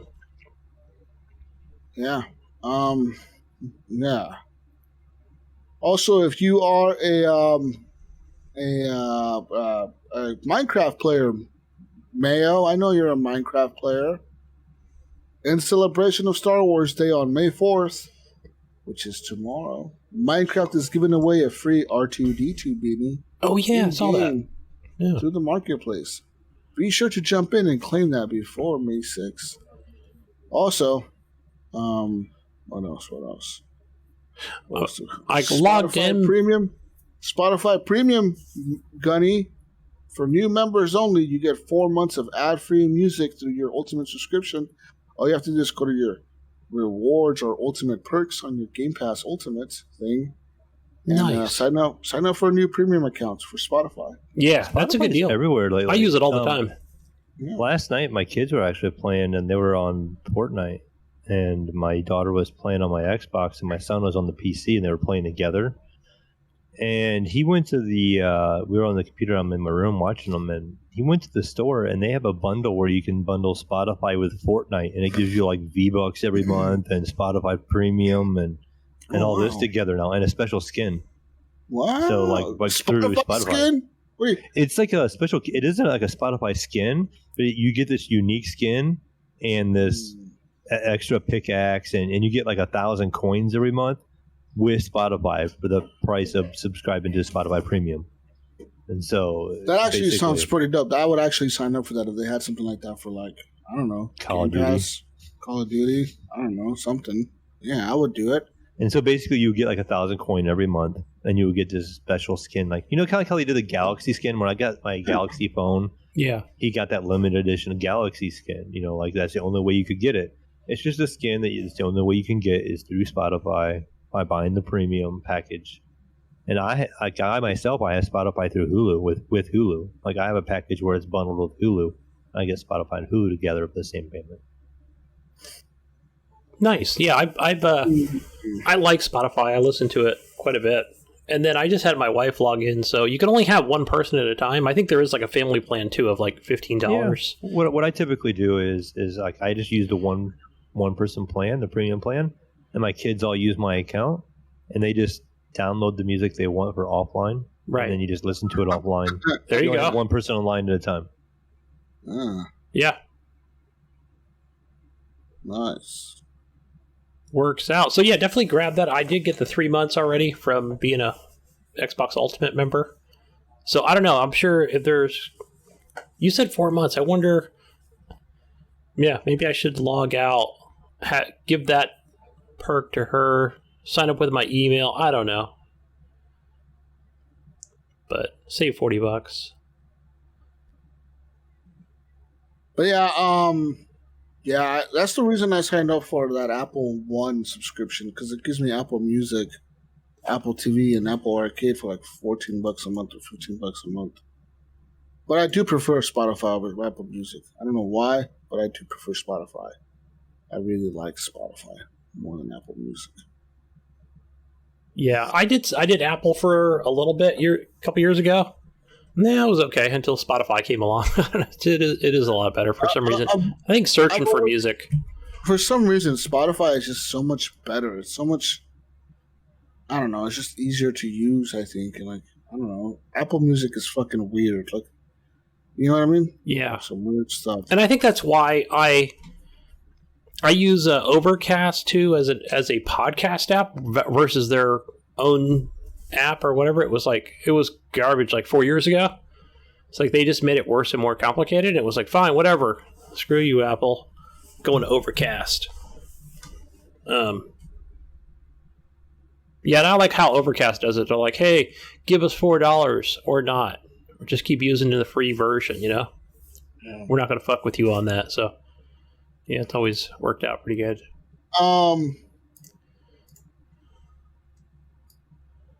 Yeah, that's all I have for news. All right. There's no more fucking news, guys. I'm looking. Nintendo Switch, that fucking Pokemon, Snap is coming out soon, I think. Right? No, I think it's already out because I saw Vengeful Jedi playing it yesterday. Okay, well then now he downloaded it. I saw him playing that on the Switch. Could have been a demo, but he was downloading Pokemon Snap. Gunny, are you gonna play some Red Dead Online with me finally? Yeah. Oh, is that coming to the Xbox Game Pass or is that on the Rockstar launcher? It's on everything. Isn't Red Dead Online for free? How much is Red Dead? I thought it was like a standalone $10 thing. Am I saying that correctly? Is that what that is? Right? You don't need the full entire game. No. Well, it downloads the full. I think it downloads everything, but it's just the online version. Yeah. Also, Resident Evil Village runs better on the Xbox than PS5. Yeah, I didn't get a chance to play that demo or download it, for that matter. Yeah. Yeah. Also, you got to activate ray tracing on your Series S, Gunny, if you're going to be playing this on your Series console. On the X, it's on by default, but on the S, you have to turn it on. Also, resolution is identical on the PS5 and the Series X. They both run at 2160p. And they also use checkerboard-like techniques on both of the versions. And the game never seems to drop below 2160 on both consoles. On your Series S, it will run at 1440p. So it says here the Xbox versions, the lighting seems somewhat warmer. And so there's that. It says Resident Evil Village on the Series X performs better than the PS5 with ray tracing activated, suffering a few drops on the PS5. It says here higher stress areas will have to be tested later on. And it says here on the Series S, they have an average of 40 frames per second with ray tracing activated. And without ray tracing, you get 60 frames on the Series S. And so there's that. Also, loading times are slightly faster on the PS5, about 3 seconds faster than the Series X. I don't know why. Just literally 3 seconds. And there's that. So there's that. Yeah, nice. I do have that demo downloaded on my PS4. But maybe by the time the game comes out, it's like I've already played the demo. It's going to be, what is it, May 7th, 8th? It's going to be on a Friday, I think. Are you going to play it now, that Resident Evil? Yeah, I think I'm going to play it.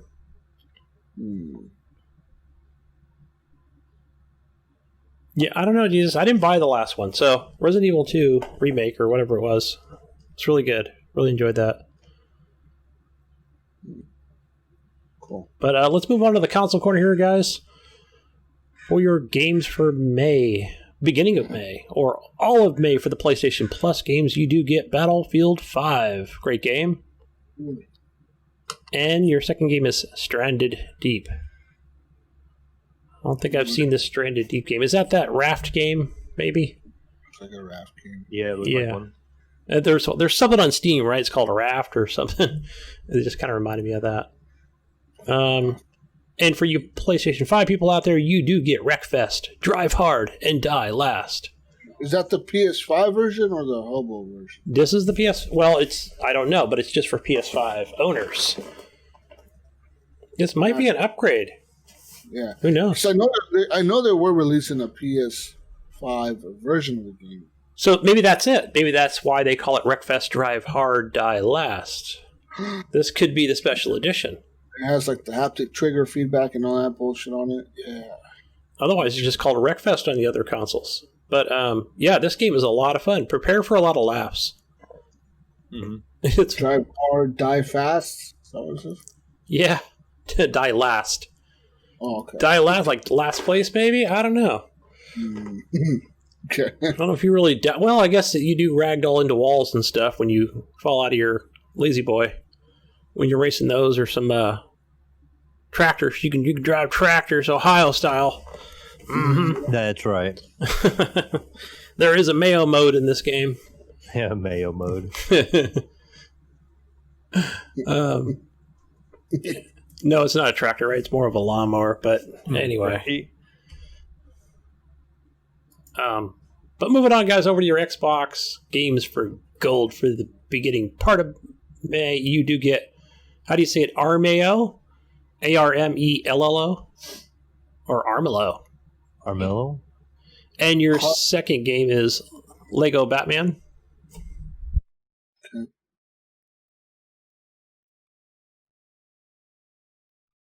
Okay. And so that is all for that one. Oh, on your Xbox Game Pass, guys. So it's on both PC and Xbox. You do get Destroy All Humans and Second Extinction. Oh. So that'll be for both the PC Game Pass and the console itself. One other thing to mention, I didn't put it on here, but you do get free play days because we are doing this here on a Monday, guys. So you will be able to, I think, be able to access it all week. It was some sort of monster truck game that I downloaded on your. That'll be under your gold, your games for gold section. Could have been from last week what I was looking at yesterday, but yeah. Okay. And moving over to the Epic Store, which is not part of any console itself, but claim Idle Champions of the Forgotten Realms as your free Epic Store game. And by the time you guys hear this, you should be able to claim a game called Pine, as in like pine tree. Pine? P-I-N-E. Very simple, but Jesus, go watch that trailer. I think it looks interesting. Like, hey, like, this doesn't look too bad for a free game. Yeah, I wasn't even going to watch it, but then I watched the trailer twice, and I was like, It's Pine. It looks kind of cool. It's like you're, as if maybe the human race wasn't quite the leading race sort of game. I think that's why you'd kind of like it. And then I saw that you were then trying to find a base for you and the other humans, but it's not like you're a Neanderthal. You seem like more of a younger man, boy-ish, and you were fighting alongside what looked like foxes. You're a fox boy? You're a regular human boy with fox boys and fox girls. And you're fighting other enemies. Couldn't tell what they were. Okay. But I thought, man, this looks kind of cool. I think I might actually check out this Pine game. It doesn't look cheap. Sounds okay. Yeah. But that'll be out on the 6th. The Pine game. May 6th. We are done with that. Let's move over to community questions. I know that you guys are adding those in there. What do we have for from Brian? A friend over there, Brian Tulip Jr. Jesus, he wants to know, what city would you like to demolish and restart? Portland. That's it. Just tear it down, right? Salem, Oregon, and Portland. Yeah. First off, Salem is built in a way where, like, it's a grid, you know, but, like, it's like a one-way. Like when you get to downtown, all the roads go one direction. Like, every fucking road is a one-way road. It's so annoying that, like, you have to make a fucking, to get to that over there, you have to make like a whole like square turn, you know, to like get to that position. Like, everything's a one-way road. You ever seen those cities where like everything's a one-way? Yeah. It's just like all the roads. I've noticed that in Oregon.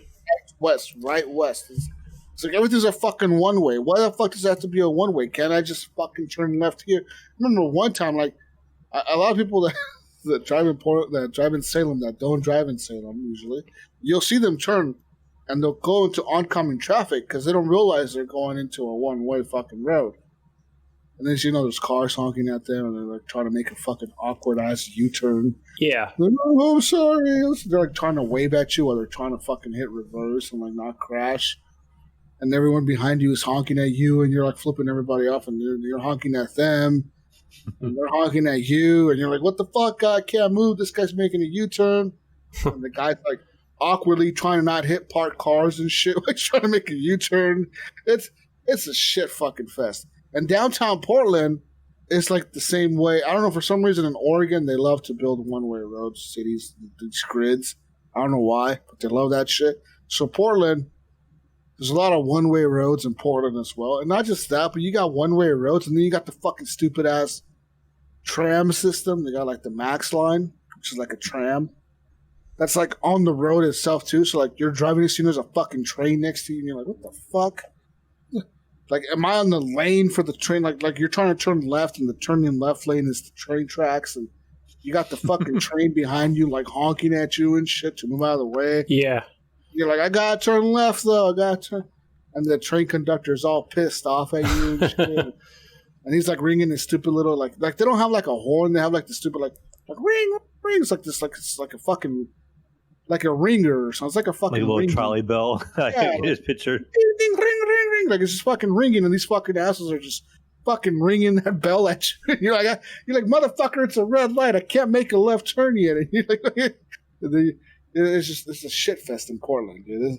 And they're like, the roads are so small already, and they put a fucking train down the middle of the fucking road. So it's like, Like, what? How do you design? Who the fuck designed this shit? Who the fuck puts a train? And then they got bus lanes and shit where like only the bus can be in this lane, right? They got the we got the bus lane. The buses go on this lane.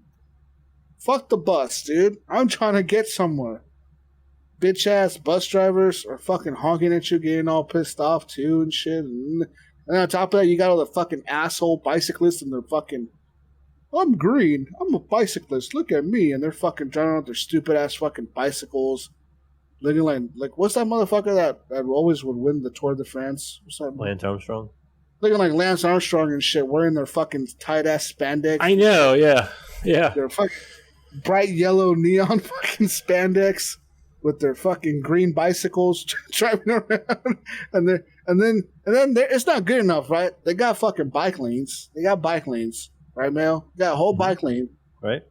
Oh no, they want to drive like they're a fucking car, so they get into the car lanes, and they're just in the middle of the road like a fucking car. So you're like, I gotta stop like fucking 10 feet behind you so I don't fucking kill you. Hey. And then they cut you off, and then like if it's inconvenient for them, right? They don't want to wait at the red light. What do? They switch over to the bike lane, and all of a sudden they're back in the bike lane because they want to cross the street or whatever. So they're gonna use the crosswalk instead of waiting for the light.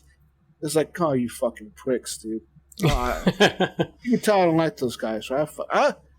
It's been like twice now. I've been in Portland driving, dude, and I almost hit one of those fuckers. So they just cut you off, dude. So what you're saying, Jesus, when you see those signs, because I see them all the time as a truck driver, where it says "Watch for bikes." Oh fuck! You never see those, and Jesus is probably thinking you're gonna watch me hit one.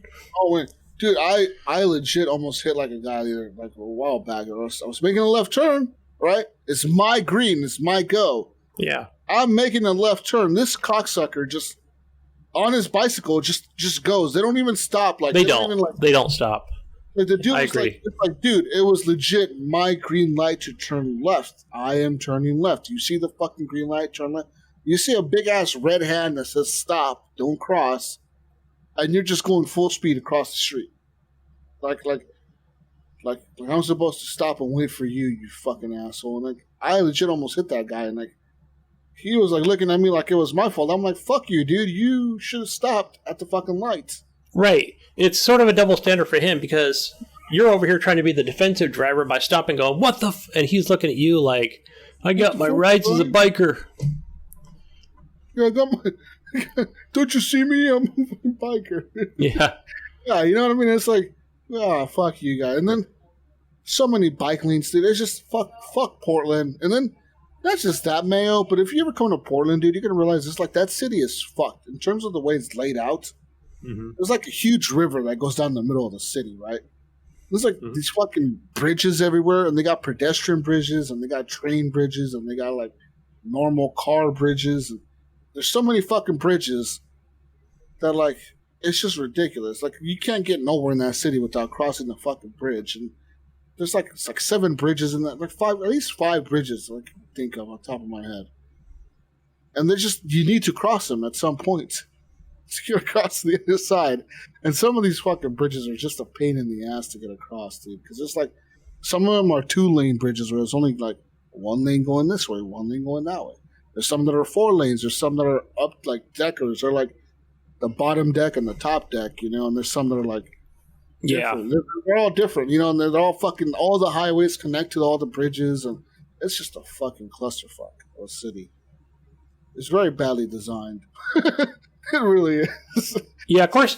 You know, when I think about like tearing a city down and rebuilding it, I always think of like, of course, mine or something. I mean, it's not a bad city, but I always think about like, I would just think of one situation, Jesus, where, you know, you were talking about bridges and stuff, and I'm thinking of overpasses where it's like, okay, if I want to leave my house, my apartment right now, and I want to go to, what's a good example? To go to like maybe Safeway grocery store, you know? It's like, oh my God, I got to go through like fucking, it feels like 30 traffic lights, you know, or something. To say, oh, there's like 1, 2, 3, 4, 5, 6. Yeah, there's like 12 of them, and they're all super long, and then there's 2 stop signs, right? But that's just how you get there, right? But I don't know if it's like, I know what you're seeing, Jesus, about one-way streets and stuff, but in some ways it's like, man, I almost wish like, no, this is more different where Maybe I'm thinking more of a City Skylines type situation. Again, video game related stuff here, but I always think about when I go down to like the city of Tulare in California. That's just south of where Sean Fuller lives. And it's a little more, I wouldn't say it's a modern city, but it's maybe more modern built where, when you go across like an overpass or whatever, you're crossing over the freeway, and it's not like there's a driveway like every 20 feet, like where cars can get out and they can make lefts and rights turns, you know what I mean? Which kind of causes some gridlock, right? Maybe it's a shopping center and you can only enter it one way. You know what I mean? Like there's only like one traffic light to go in, You know what I'm talking about? So it's all sidewalk, It's not causing this gridlock. And I always think of like, man, it'd be nice if my city was like that, Like not every fucking driveway was facing the main road, And they didn't have that option to make a left or a right or go straight or whatever the hell, I don't know, something that drive me crazy, but yeah. It's like, no, don't give people the option. Fuck bike lanes. Fuck one-way streets. Bullshit ass fucking designs. Fuck all that. We have a few of them in Columbus here. They're not too bad, but I still don't like them. Not a whole lot, but it's still enough to be annoying. It's annoying, right? You get there and you're like, okay, well, I got to go to that fucking building right there, but I can't make this fucking left turn because I got to go all the way around because it's a one-way fucking road, right? And then that's the problem in Salem and Portland is you get to downtown Portland, same situation. You can't just go down to the next road to make the left turn because that's also a one-way road facing west.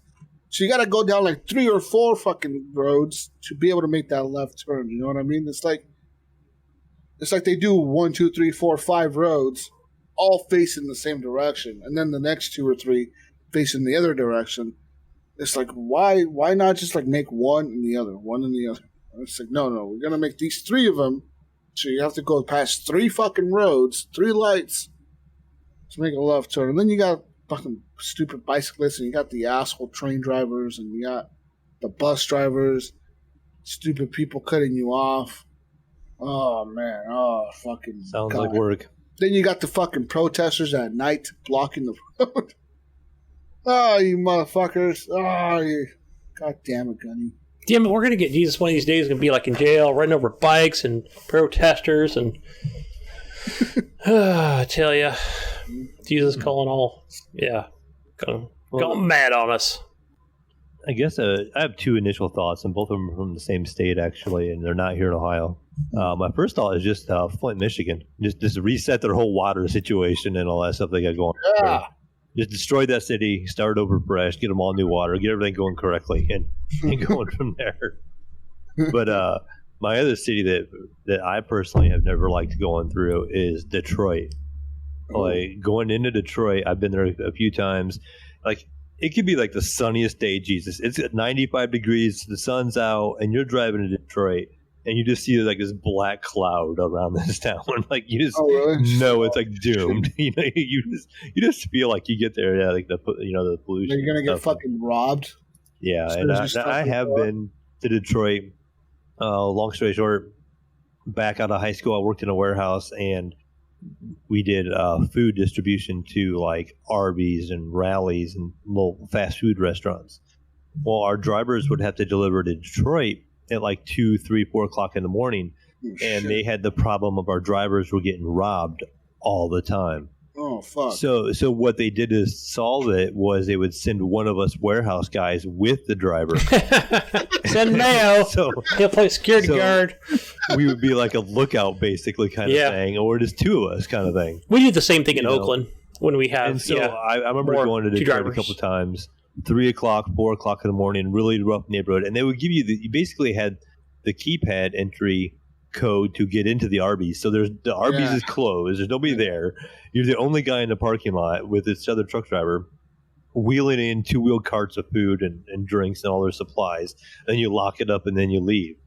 And so it was always kind of crazy going up there and doing that. But just in general, like that I'm not a fan of Detroit whatsoever. Like I've been to some great places in Michigan, really nice areas. Detroit is not one of them. Yeah, I do not like Detroit. Like you can level Detroit.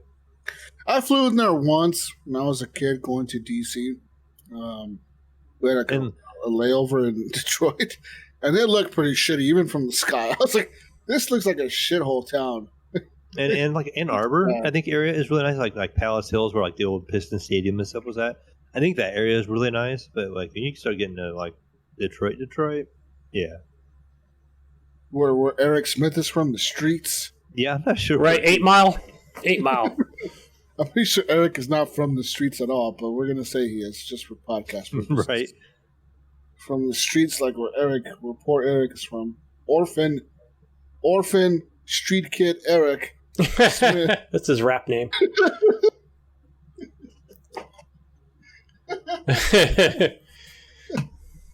Fucking street orphan kid Eric Smith, who grew up in the hard streets of Detroit. You know, when you get to his part of town, Mayo. Yeah. But we can continue on here. Brian also says that he's looking to buy some cheap land in the U.S. of A. And in a few states, which states should I be looking and which ones should I be avoiding? Okay, let me tell you which ones to avoid real quick. Off the bat, avoid the entire East Coast, avoid the entire West Coast. Just avoid what? Avoid the East and the West, are you talking like just avoid California, avoid Oregon, avoid Washington. Oh, you mean the coast. So avoid New York, avoid maybe Maine. I would say if you're Canadian, maybe Maine. There's probably a lot of Canadians up there. But like avoid Vermont. That's asshole rich white people country. You don't want to live up there. There's some rich motherfuckers that live. I live in Vermont. Look at me. Fuck those guys. Fuck Vermont. Fuck New York. Fuck all these fucking places on the East Coast. All right. Florida looks cool to be like party city, but it's either you're there to party and get high and drunk on spring break, or you're there as an old guy who's retired. Okay, so you know you're not gonna want to live there. No one wants to live in fucking Florida. No one wants to live there, right, Gunny? I don't want to live there. You want to live there? No. It's very humid. Yeah, so it gets nasty, and you'll just spend all your days indoors. That's the whole East Coast. It gets all humid and nasty. West Coast, even New Jersey, dry. West Coast is more dry heat, but still kind of shitty. Don't move to Vegas. Vegas is too expensive. It's too many people, not enough jobs. Don't move to Texas. It's fucking stupid. Fuck that state. Bunch of fucking weird motherfuckers on there. You got a bunch of Mexicans and rednecks, and they all live together. And they all like guns and big trucks. Yes. Right? And then there's Austin, Texas, which is like a hippie Portland wannabe town, which is not as cool as Portland, but they're trying to be as cool as Portland. That's them. I say move somewhere in the Midwest, right? Nebraska? Get somewhere nice. No, corn country? We're talking Ohio. Okay. Right. Maybe Ohio. Maybe Ohio. The cost of living's great. A lot of farmland you could buy. You can turn that land into something. Yeah. Maybe you become a farmer and make money off of it, you know? South Dakota. Maybe don't move to Montana. That's full of weird. I feel like Montana's like a cult state. A bunch of cult. Yeah. It not only like is it like it's like very cult, very what am I thinking of, militia style type? Yeah. That's what I feel like. A bunch of militia crazy fuckers up to. We're ready to stand up when the government falls. You know, like those kind of crazy fucks that are like all about fucking building tank. Like look at this brand new tank I bought with my tax return. It was on sale from on Facebook Marketplace, and it's going to get. Yeah, I bought it from the Iranian army. I bought this thing. Before you know it, the alcohol, tobacco, firearm, the ATF, FBI, everybody's at the compound. On your ass because you fucking took over some fucking federal park or something. Actually, that happened in Oregon. Was that in Oregon? I think it was, wasn't it? I thought it was Alaska or some shit. I remember that. What happened in Oregon? Those crazy dudes took over that fucking federal park. Yeah, I remember that shit. Standoff with the fucking FBI and shit. What the fuck? The good old boys were out there, and crazy. Man. Those motherfuckers are crazy. Okay, well, that takes some balls to have a standoff. With only white crazy people would do that, right? Ain't nobody else doing that shit. You couldn't pay a Mexican to do that. Right? They'd be like, "Totally, it's okay. Goodbye. See you later. Thank you." We surrender. Right. Unless they're like cartels, right? The cartels, they would probably do some shit. They're that crazy. Those motherfuckers are nuts. They don't warn you. They just do it, yeah. Yeah, they just shoot at you. They don't even fucking give you a warning. Yeah. Anyway, I say move to like some Dakota state or like one of the Dakotas or like maybe go live with Brink in Wyoming. There you go. There's a good one, Brian. I recommend Wyoming. But you got to or Montana. No, not Montana. Colorado. Sorry. Brink is all about like every day it's like a fucking snowstorm down there or something. Like he's always talking about how there's snowstorms like every fucking week or something down there. And then like so they're like they don't get like little bullshit snowstorms. They get like your fucking door is covered with snow. You gotta like dig yourself out. Oh yeah. So I've driven through there. Jesus, have you ever driven through there? Montana? I mean Wyoming? Oh hell no. So I've driven through there probably, I don't know, 12 times. And so when you're on, let's say, Highway 80, right, the main interstate, right, which is the only one I've been on, going through Wyoming. But what it is because I asked one day, I was like, what the hell are they have these like wooden structures along the highway on each side of it. And they kind of like they're angled up. You can probably Google it. I mean, this is before the internet, but I would say, what the fuck are those things for, you know? What are they for? I think it was for like the snow. So it wouldn't like cover the entire freeway because snow doesn't fuck around down there, like Brink said. When it dumps in an area, it dumps straight down. Put like fences. It's almost like a fence. I don't know. You could probably Google it. I mean, even in Ohio here, we have like opens.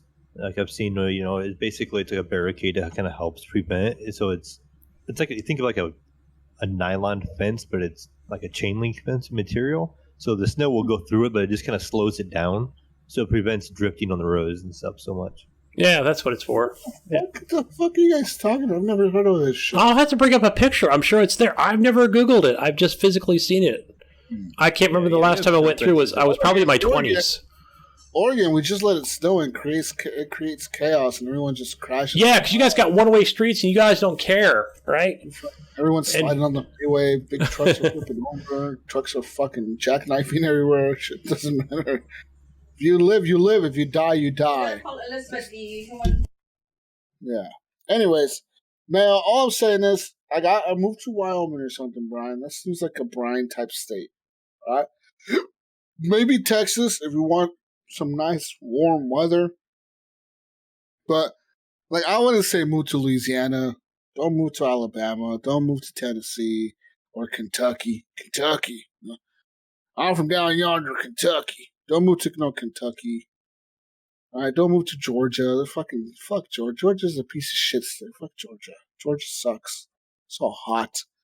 Walking Dead is based in Georgia. They film it down there. You want but like Tennessee, where Nico's at, you never hear about Tennessee. It's quiet. Oh, Tennessee. You're right. You never hear nothing really going down in Tennessee. Or Missouri is another one you don't really hear much about. No, Missouri. I tell you, I drove through Missouri one time, and we just called it Missouri the whole time. Like, driving through Missouri. Isn't that what they call it themselves down there? They go, Missouri. Welcome to Missouri. That sounds stupid. I don't know how to pronounce the name, you fuck. America. You don't know how to speak American, motherfuckers? Missouri. But yeah, don't move to Mississippi. Who the fuck lives in Mississippi? I mean, none but fucking moonshiners and Mississippians. I always think swamp when I think Mississippi. Swamp area? Swamp, I'm thinking that's in Florida. Louisiana, yeah. Those Cajun people. Talking them swamps, boy. I'm thinking them Louisiana. See, then I'm thinking, yeah, definitely moonshine. And yeah, then I'm thinking Cajun shit. When I think Louisiana, I think Mardi Gras and Cajun. Mm-hmm. And Popeye's chicken. Yeah. Damn, I went to go to Popeye's the other day, but yeah, I didn't. Thinking Popeye's chicken. Motherfucker, okay. I was just, like, New York? Who the fuck wants to move to New York? It's all countryside and then, like, New York City. And then Buffalo, New York, and all that shit. No one wants to move to Jersey. The Carolinas. Normie lives in Jersey. Nice. She likes Jersey. Yeah, it's Jersey, right? North Carolina, maybe. I hear Carolinas. You're right. I hear Carolinas. All right. I don't know. Carolinas are okay. Yes. We're judging every state now. Pretty much. We've offended everyone. Utah is full of Mormons, but listen, Utah is really nice though. Like in terms of like having cool shit to do outdoors and like desert type shit. Yeah. Utah is really fucking cool. Like, every Jeep video I watch, all the cool Jeep Wrangler videos I watch are all like in Utah or right? Yeah, it all looks cool down there. Like it looks nice and shit. You drive your Jeep around the rocks and shit. Yeah, Utah man drive Jeeps. Mm-hmm. Go to YouTube and type in Jeep and Utah. Yeah, so you gotta do right? Utah. I forgot the name of it, but yeah, there's an area there that you have to go.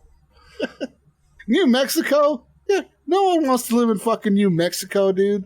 New Mexico, don't they have the highest suicide rate? No, that's Seattle. Oh. Mexico's full of fucking narco traffickers and fucking human smugglers smuggling Mexicans from the border and fucking what else? What else is it full of? Meth. I think of New Mexico. I think of Breaking Bad. Breaking Bad. Yep. There you go. Yep. Arizona is full of crazy people. No one wants to live in Arizona. Minutemen. It looks too hot. What else? It's just that. That's all I'm saying, man.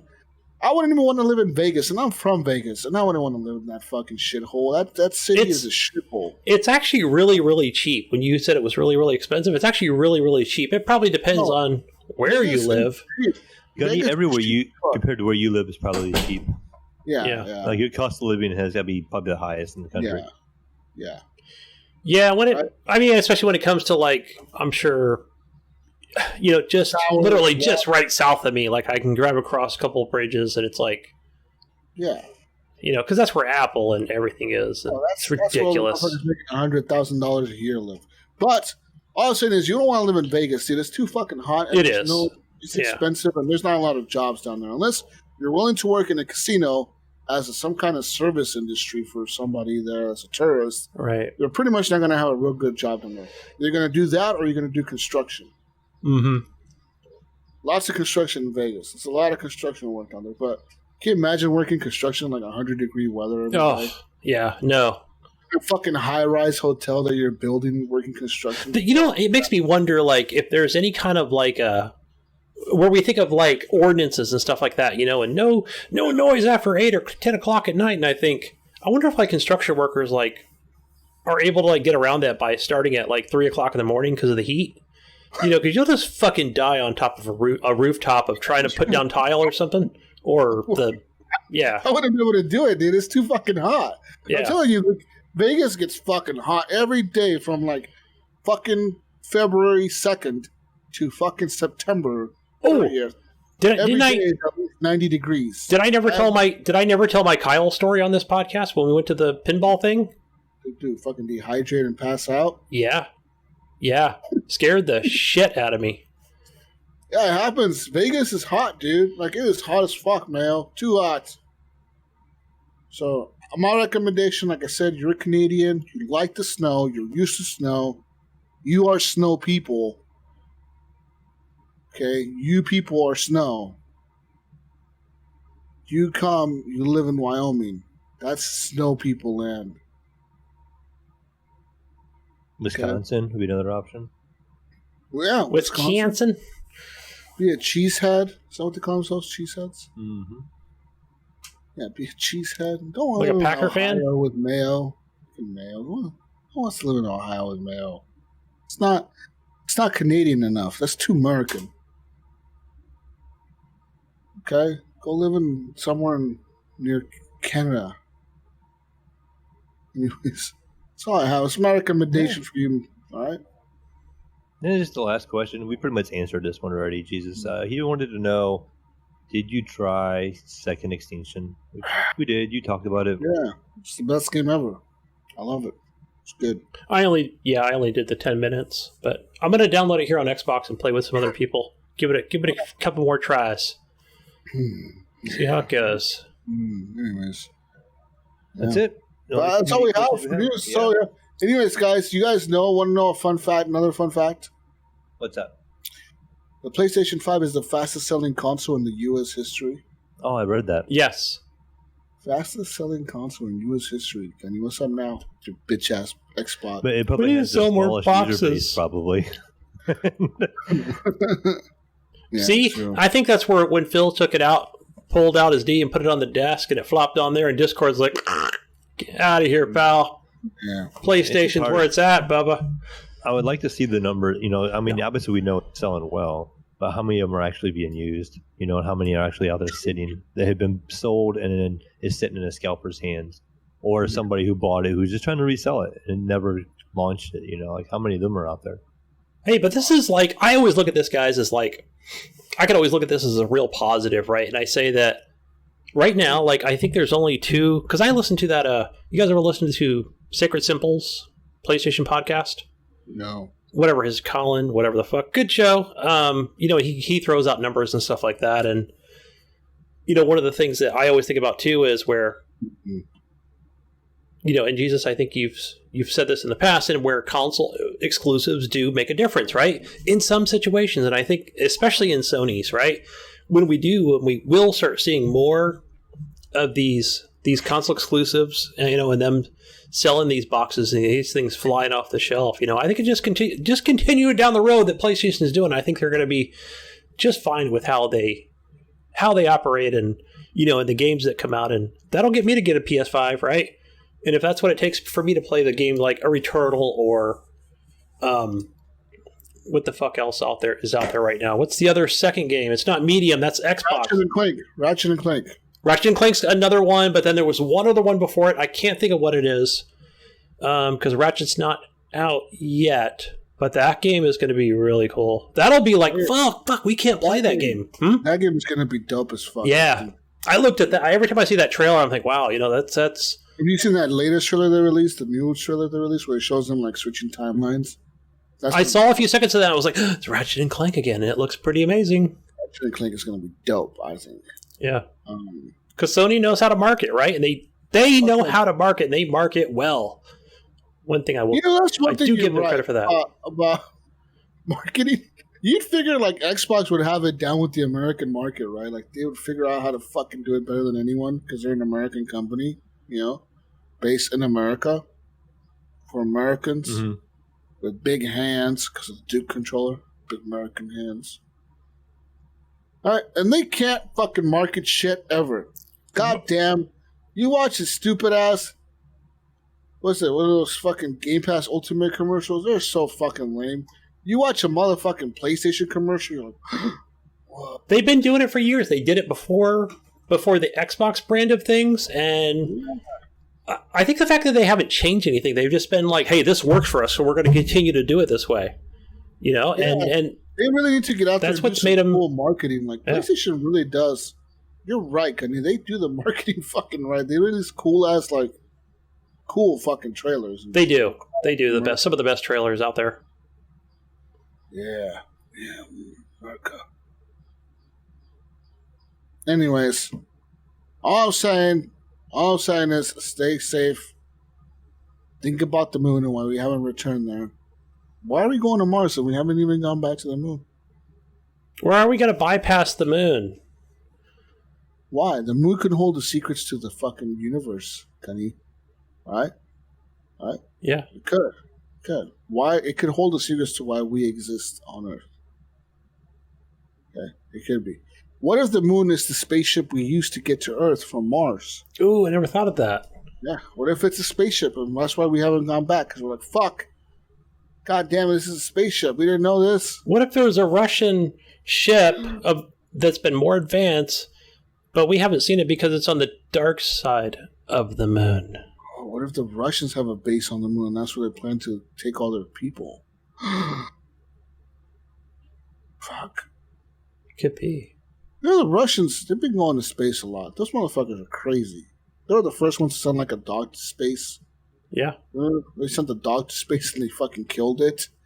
They like just left it up there. Like we want to see if dogs can go to space. Like they're like trying to see if humans can go to space. So first they did is send the dog. Hey. Put a dog in a rocket and they're sending the space mail. And we're just gonna wait to see if it ever dies. We're going to see how Roofy does when we send him out an airlock. Can you imagine how stressed out that fucking dog was? Right? Fucking space shuttle taking off. Going into fucking space and just... He was legit in space by himself for it was a while. He was up there for a long time. What did he have, like an auto dog feeder? I don't remember this.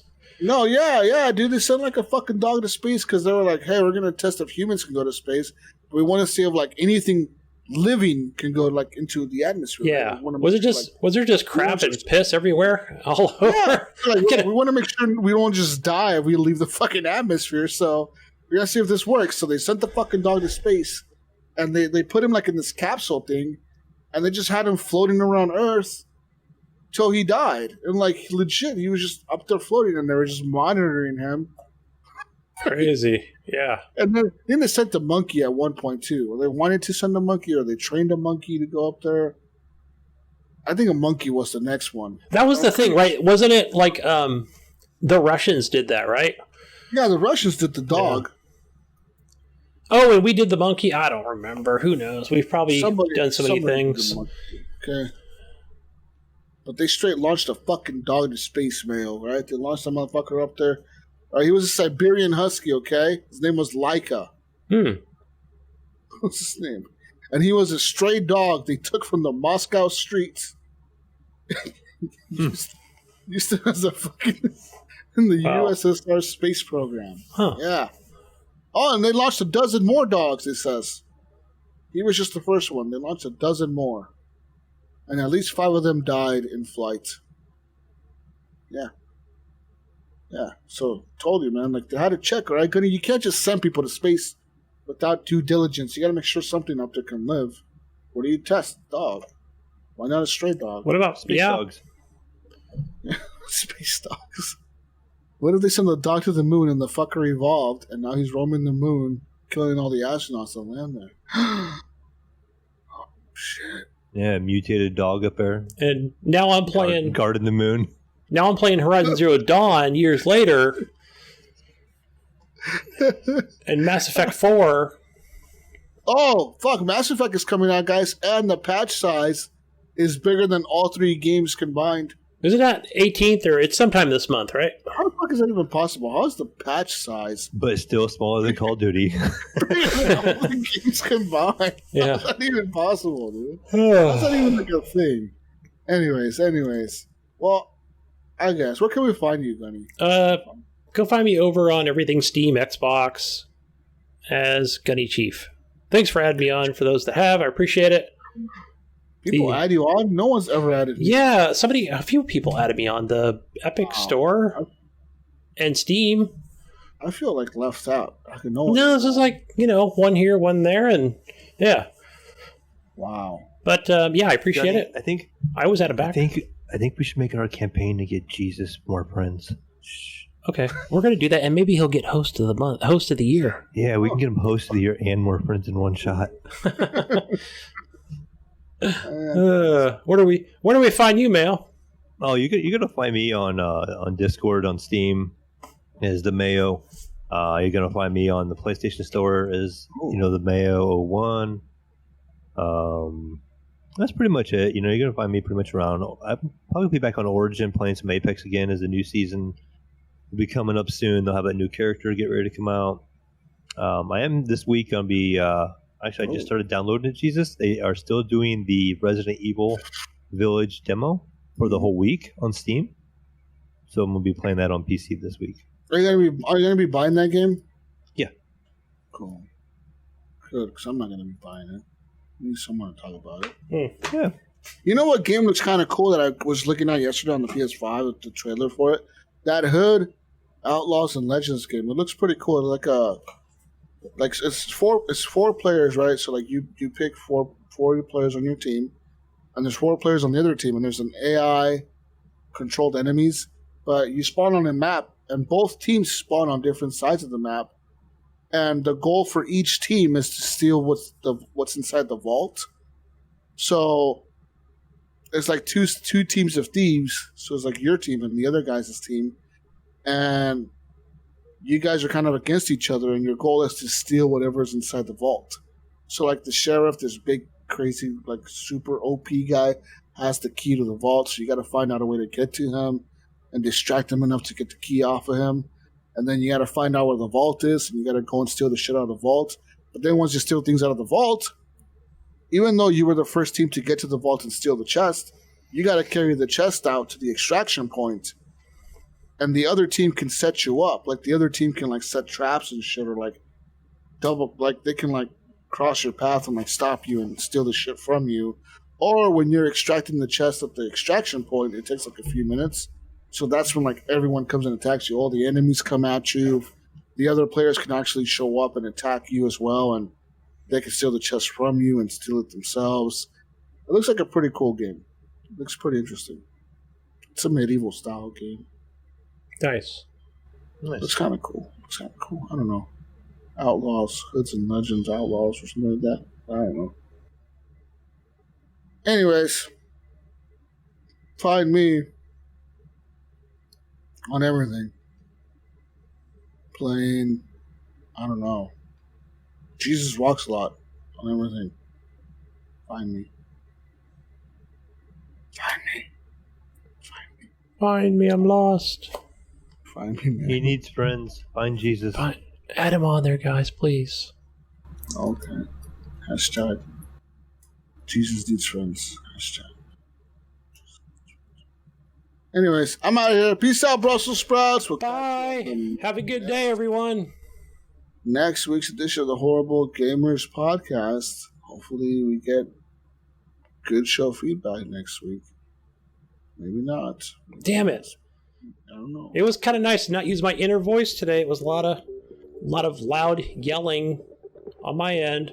I dropped my hot dog. Damn it. I got fucking ketchup and shit on the floor. Fuck.